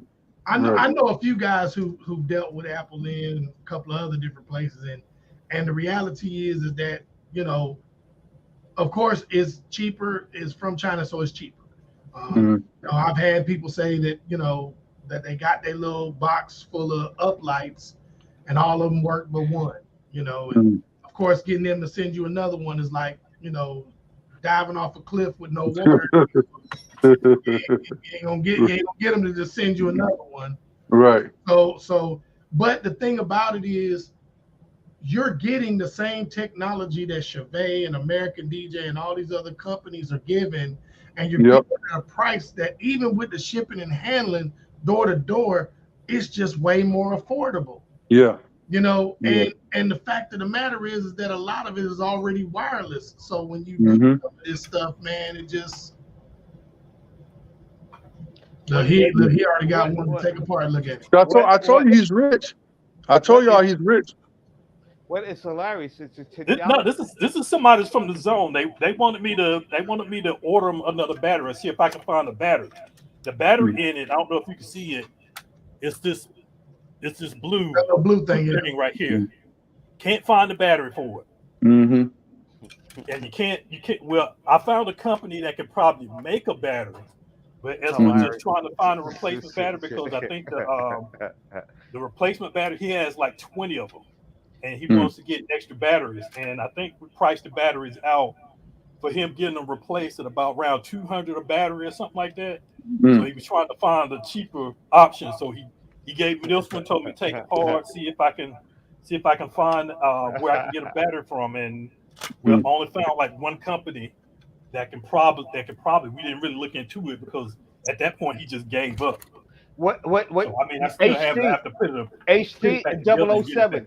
HT 007. What y'all don't know? Kenyon made me a build for my damn video computer that has been crazy. He did his was a Ryzen 7 build. Ryzen 7. Same thing that I use here. Yeah. That shit is going flawlessly. Wow. It's hilarious. This guy, man, he's a jack of all trades electronically. I gave him parts. Wow. You did? Yeah, I gave the video card. I gave you that video card. Oh, I owe you that. I owe you that. I need me a faster video card. My shit be moved. I need me a better computer anyway. But I mean, I can deal with what I got for now. You know. I got something for you. As soon as I get off, I saw it today. Intel i7, 11th generation. You buy the processor, get the motherboard free. It was $237 from Micro Center. Wow. Micro Center be having the deals, man. Yeah, they do. They be having the deals.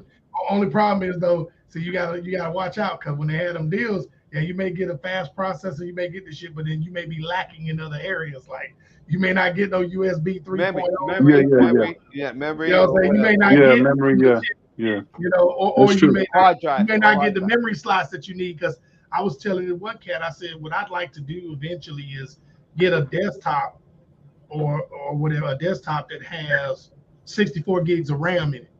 And the reason why is because I want to be able to put a big screen TV, and I want to be able to run my Serato and run all my other shit at the same time simultaneously on my desktop. So then that way, when I do my filming and everything else, I can actually put my Serato DJ shit up top across my screen and all this other stuff, and let people see the songs that I'm playing. You don't need 64 for that.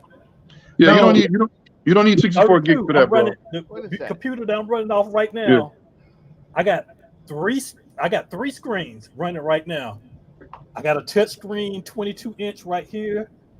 The screen that I'm looking at y'all on right now is a 47 or 50. Then I got another 42, and then above that one I got about another 42. So I got 3 big screens, 1 little screen, and then I got a 37 right here on the floor in front of me, which I put Serato on, and I do Serato, OBS, the pandemic games, and whatever else on all those screens whenever I'm doing that show. And I built that system just to do live stream. How many gigs of RAM you got? So to do 32. And I'm using I only use Ryzen 7. I don't use Intel. No, he did. I said RAM. I ain't say nothing about a processor. I said RAM. How much RAM? 32. He did 32. RAM, 32. Okay. Well, let me explain to you why I said I want. But I don't want to buy another computer. You can expand to 64. Which means I don't want to buy another computer.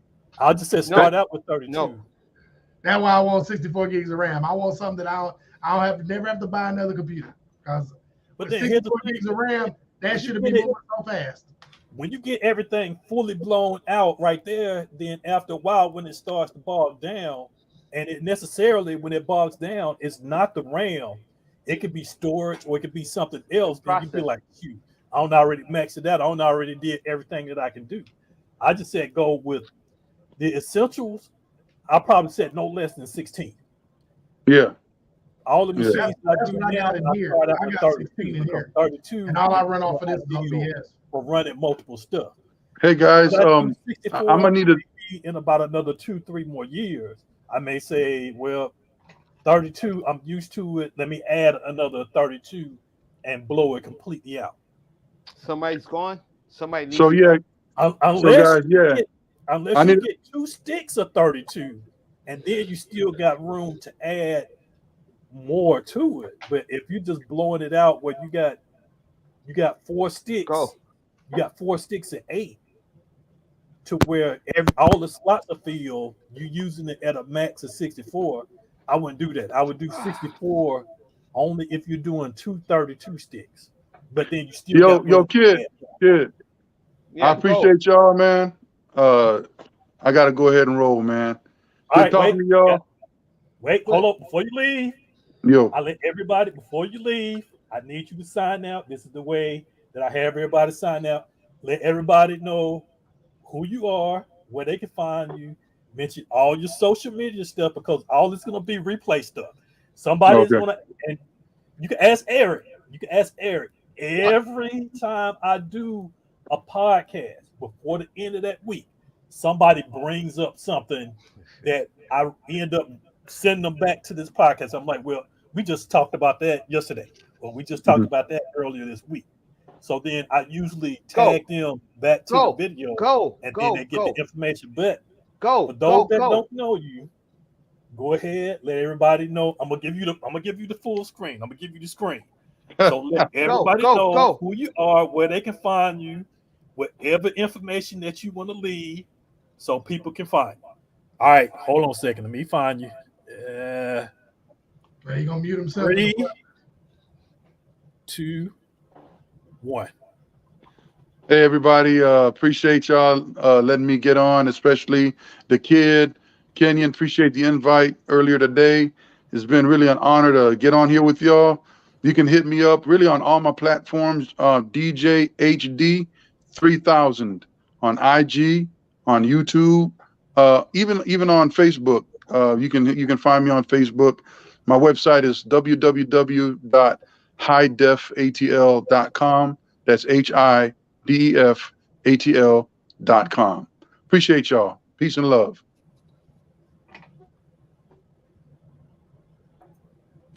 All right, appreciate it. And I got something special. I don't know what I told y'all about this. Let me go ahead and mention this. And then if y'all want to shoot up the next 30 more minutes, because we're at 2:34 right now. As for the time, we can. I've mentioned this several times before, and I still haven't decided on how I want to do questions. But I'm gonna go ahead as soon as we finish this.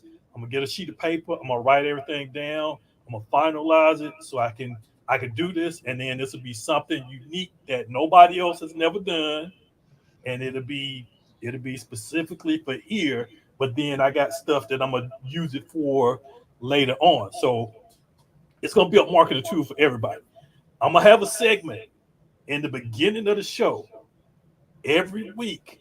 I'm a profile a different DJ, and I want each person to submit like from their phone, do a selfie, and all you're doing, you just answering a couple questions, maybe 2 minutes per question. I have it broken down to where each part you can say you may have like 4 or 5 different options that you can talk about it, but each one will be relating.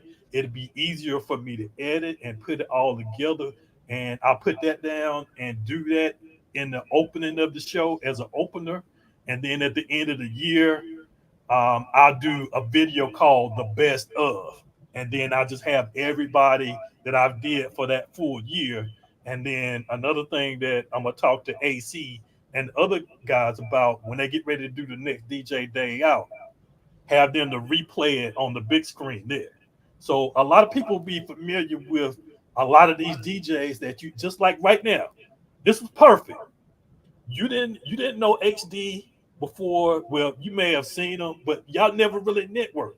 So now I've created a new network between y'all two, business as business. So that's what I'm looking to create. I'm looking so people not only see a post, read a comment, familiar with somebody behind the keyboard, but you also get to hear who they are, how they started, and where their journey is. So what it's going to be called, the segment's going to be called In the Zone, relating to the DJ zone.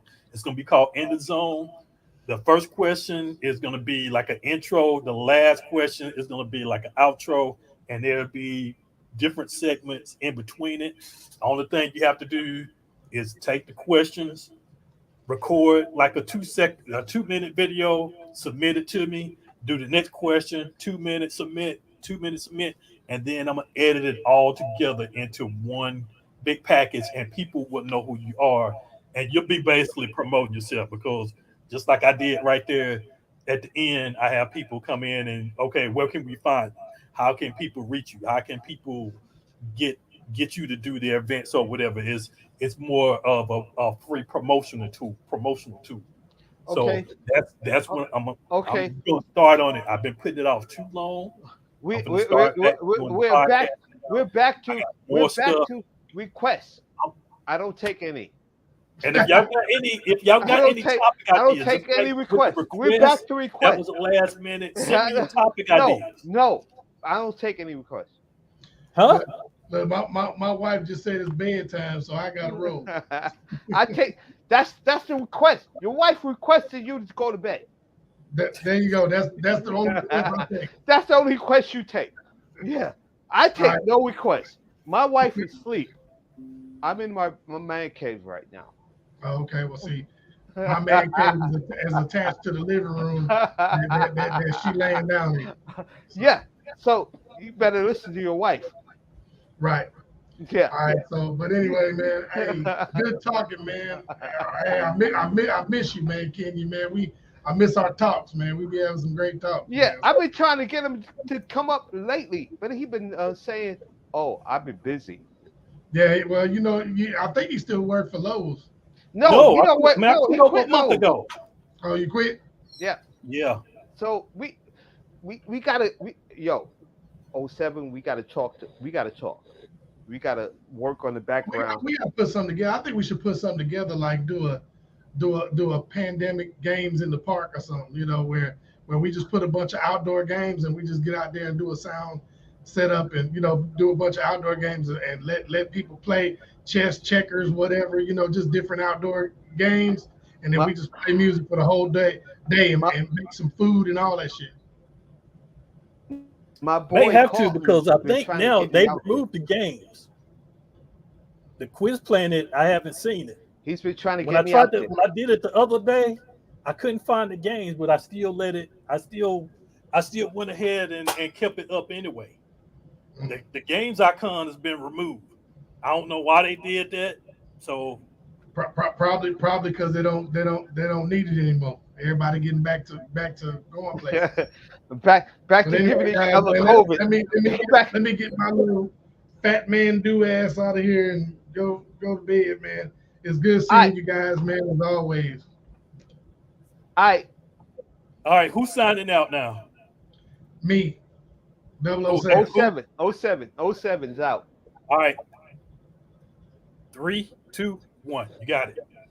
Go ahead. All right, y'all, man. I'm DJ 007, man. Appreciate everybody on the line, man. My man Eric Prince and the kid for having this great discussion about song requests. But if you want to follow me, man, follow me at I am DJ 007. I am _DJ 007 at twitch.com. Also, I am _DJ 007 at Instagram.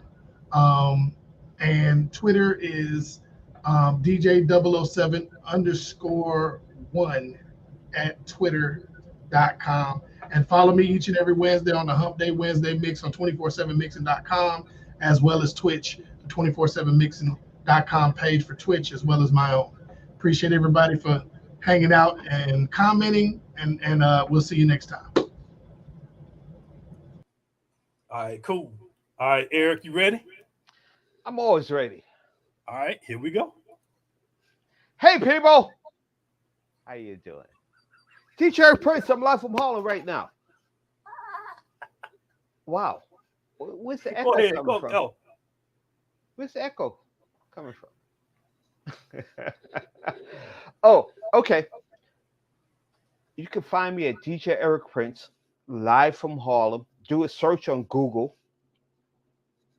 Live from Harlem. Yes. You could go and find me at CEEDOGGpresents.com. Yeah, you can find that too. Or you can follow me at Facebook. Facebook.com/DJ Eric Prince. Yeah, I'm there too. Hey, people. See you later.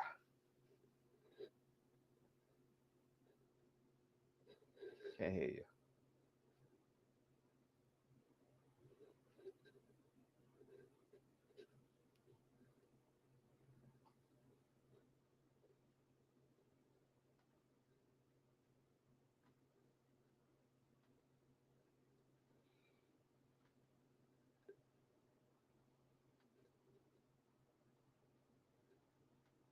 Can't hear what you're saying.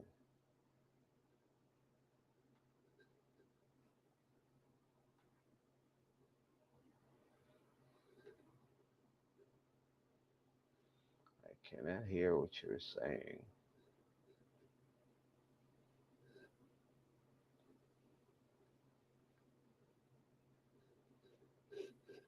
This is hilarious. Oh, fuck.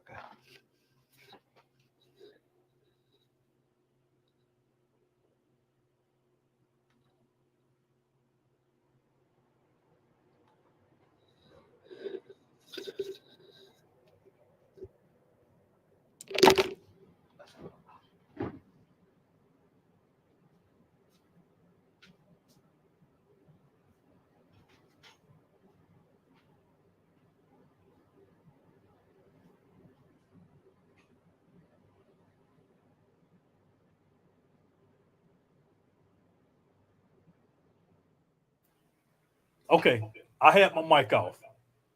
Let me start over.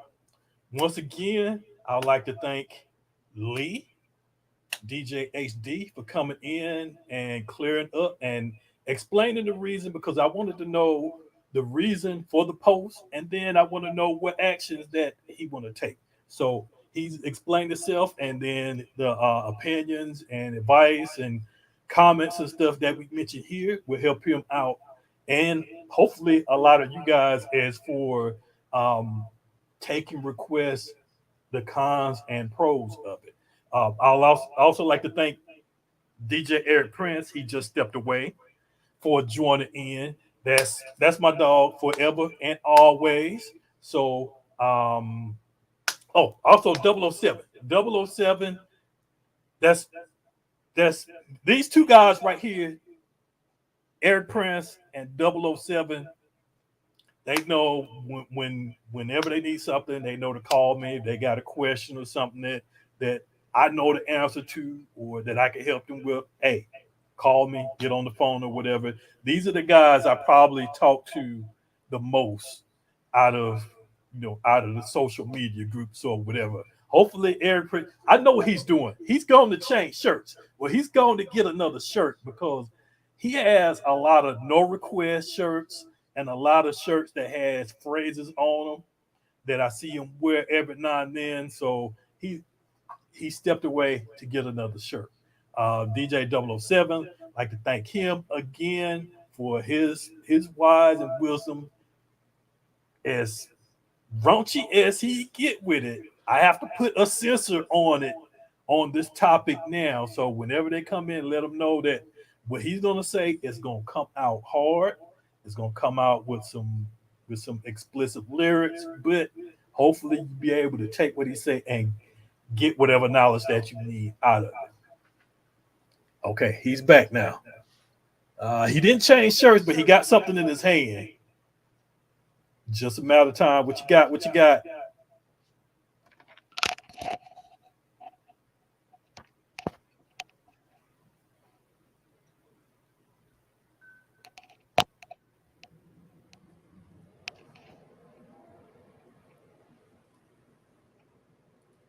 What you got? Just saw something in your hand.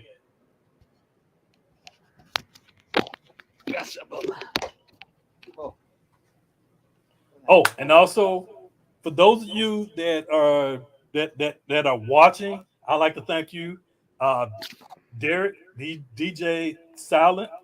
Wait. DJ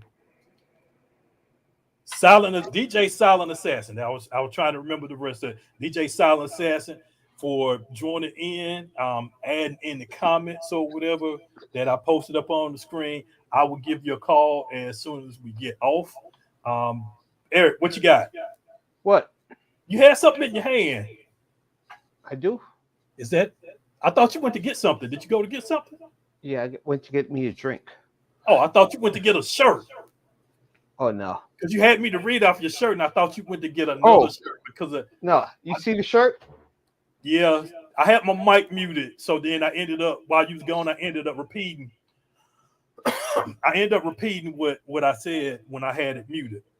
That's what I I was do. saying that you probably going to get one of your no request shirts. How many do you have? You have at least two, right? What? Which no request? Request. Oh yeah, I got one no request. And I have multiple other shirts that expresses my feelings at certain times. This one it says that's what I do. I drink and I know things. And I'll have a beer to that.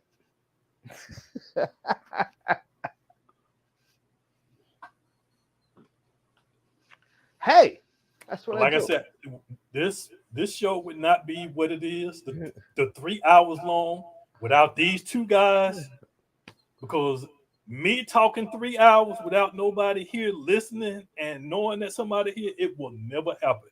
It will be at least an hour. I will get what I have to say off quickly, and then we out. But when I invite these guys, when these guys come on, you can look at a minimum of 3 hours. 3 hours. No, because you have to get things right. You take at least a half hour to get things right. So then it take me a half hour just to get started. Yeah. So don't put that shit on me.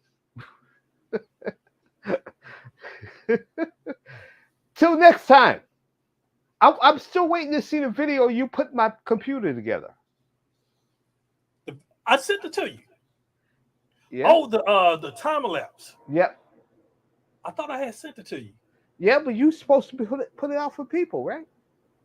Yeah, I still got to work. I still got vacation stuff that I got to get off this phone. I need to take a vacation too. I think I hate my job. I got my I've been working in. I've been out of this studio. This is my first time in here since Saturday, and then with the event that we did Saturday, I hadn't been in here since the last time, which was like over a month ago, because I didn't do the last one, which was your birthday week, because we was in Mississippi getting the boys their cars, so I didn't get a chance to do that one. So this room sat dormant for like over a month with nothing going on. I had started doing redoing cables, removing cables up off the floor, mounting stuff up to where I have more space on the floor, whatever. So now I'm working in the recording studio now. And so probably before the end of this week, I'll be done there. I got the video computer, because I got two computers. I got a workstation, nothing but audio on this side, and then I got my DAW in the middle, and then on the right side I have all video, photo editing, DVD recording. I'll do like a little video showing everything that I have. And you'd be like, man, you got a lot of shit. But some of the stuff that I got, you won't believe how I got it or how much I paid for it. So that right there, besides what I'm adding to the YouTube, I'm adding product reviews. I'm trying to get sponsorships, trying to get sponsors to people to send me stuff so I can review it to add more content. Because now I'm looking at getting, subscribers up to 1,000 and maybe more. So I'm doing that, and then I'm doing traveling. I'm adding traveling to it, and then also I'm trying to get back in it, and I'm about to start doing that. Soon as we get off, I'm going to get back into gaming. So adding gaming, which means I'll be doing a lot of Twitch too. So I'm looking to add more than just DJ stuff now, but I'm still here for the DJs. Good stuff. Good stuff. What I was looking at doing is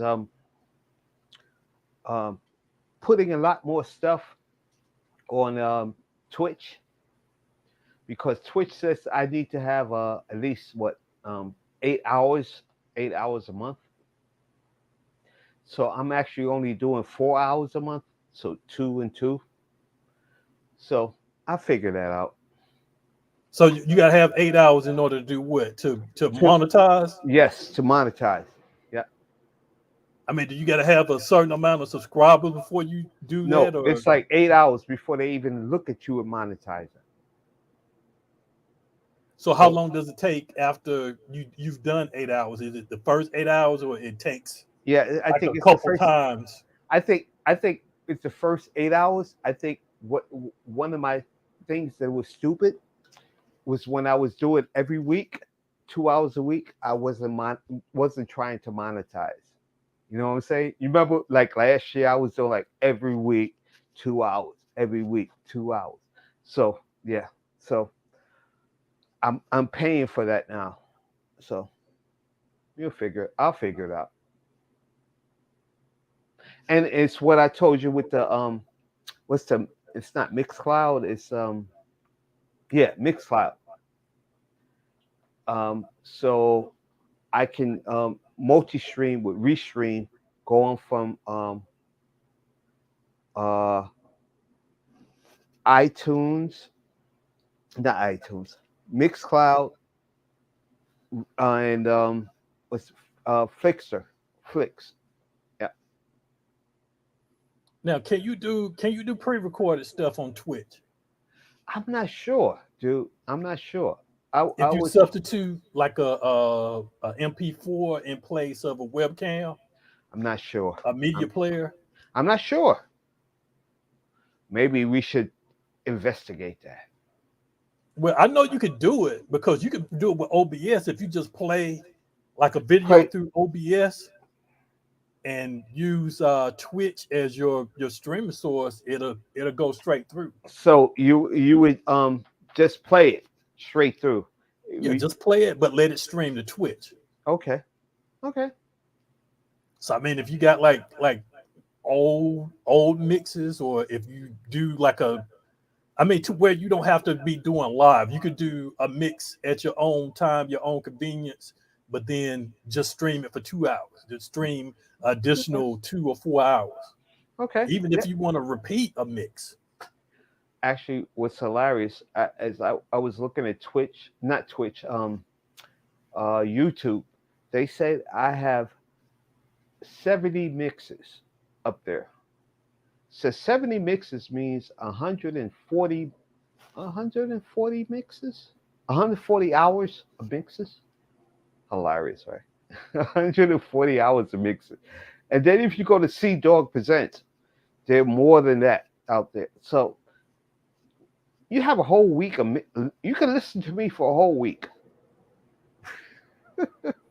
Oh, and just think about this. I'm probably now with just on YouTube, I'm probably at about around 60 Tech Tuesday shows.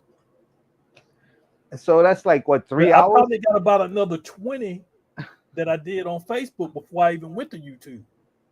So how many hours is that? A lot. Yeah, that's what I'm talking about. Let's go, people. Here we go. Have you coined that yet? No, there's so much stuff with you that. You need to make a shirt said "Let's go." Let's go, people. No, I can't. Here we go was coined by what the fuck was his name? The white guy. Um, Here we go, people. Is coined by no, somebody. no, yes. Here we go is coined by somebody. Um, Gleason, Johnny Gleason, Jackie Gleason is coined by. Here we go is coined by Jackie Gleason. So But if I you can, add the people onto it, that yeah, still doesn't. yes, I can add people onto it, but that's another $500. So yeah, I was looking at that. Here we go, people. But then I was going to do the sound recording too. The SR. That's what you have to do. You have to add the. Yeah, Oh, you're SR. gonna take his sound. Yeah, the SR. Do the SR recording. Here we go, people. Here we go. And I was going to do the SR and register that, copyright that. But that's another $500 too. So that's like a G. Do I want to spend a G? Maybe. Maybe after I come from Berlin, after I come from Europe, they might give me enough money so I can copyright shit. And they trying to get you to come back over there now, right? Or Yep. they still on lockdown. Yep. They try to get me to come over there right now because the stuff I be giving out to them, like the Afro House, and there's a new genre called Amapiano, which is from South Africa. AMA Piano is from South Africa, and I've been getting it, and I've been sending it to my boy out there in Germany. And he was like, yo, these motherfuckers are like, yo, where you getting this music? And he's been telling them, he's been getting it from me. So he's been trying to get them to pay for me to come back out there. So yeah, that's crazy. But yeah, that's what happens, right? I get you to come out there with me too. Shoot, you give me a chance. I get my passport updated. We can go. It's expired now. You just give me a reason to go ahead and get it renewed quickly. Yep. You be out there. I get you out there. On topic. All right. Well, let's go ahead and wrap it up. You already did your sign out. Yeah. Let's go ahead and close up shop. I got some work to do. I'm gonna send you the questions first. I'm gonna get you to start it off. What question? It's gonna be 4 or 5 topics, and then I'm gonna include maybe like 4 different questions, just in case you get a block and don't know what to say. You can answer whichever ones that you want within the 2 minutes. Then the next questions, answer whatever you want. And I was trying to think of it to where people won't have a block and don't say enough, or they'll be able to limit to where they can make it. And I want to just have it 2 minutes, 2 minutes each, to where when I piece it, it's 10 minutes long. It's enough to be a filler, so I can, if I need to do some extra stuff or get some stuff prepared, then I got that time. So, yeah, I'm ready to do this now. Remember, I'm Eric from Harlem, so it's a block. So live from Harlem. Blocks. I have plenty of blocks. Kenya, see you. All right, man. You have a good night. You too. More beers. Go to bed. No, I got one right here. That's the last one? No, I got another one right here. I'm 250. See you, my brother. All right. Good night, Eric. Yep. Let me go ahead and sign out. Yo, what's up, everybody? Like I said again, thanks for joining in. If you're out there watching, whether you watch live or whether you're watching the replay, I want to thank you again. Atlanta DJ Zone Tech Tuesday Live. It's about to start back up, y'all. It's about to start back up, and I got some big things coming. So make sure y'all tune in. Make sure you like, subscribe, and ring the bell so you can get those notifications of when the next episode is coming. So, like I said, again, I got a segment that's coming up for the DJs. It's called In the Zone. So make sure that you look out for that in one of the Facebook DJ groups that I'm in, because I'm not looking for just only DJs from the zone. I'm gonna be sharing it and getting DJs from all over the planet, every genre, every color, whatever. I'm gonna be doing this for everybody, for the DJ community. So make sure that you look out for that. In the Zone is what it's gonna be called. So make sure if you're DJ that you get a part of it. But anyway, thank again for joining in. My name is Kenyon Ellis, aka the Kid. Make sure y'all tune in next week or whenever the next podcast is. Um, I gotta go. So I'll talk to y'all later. We out.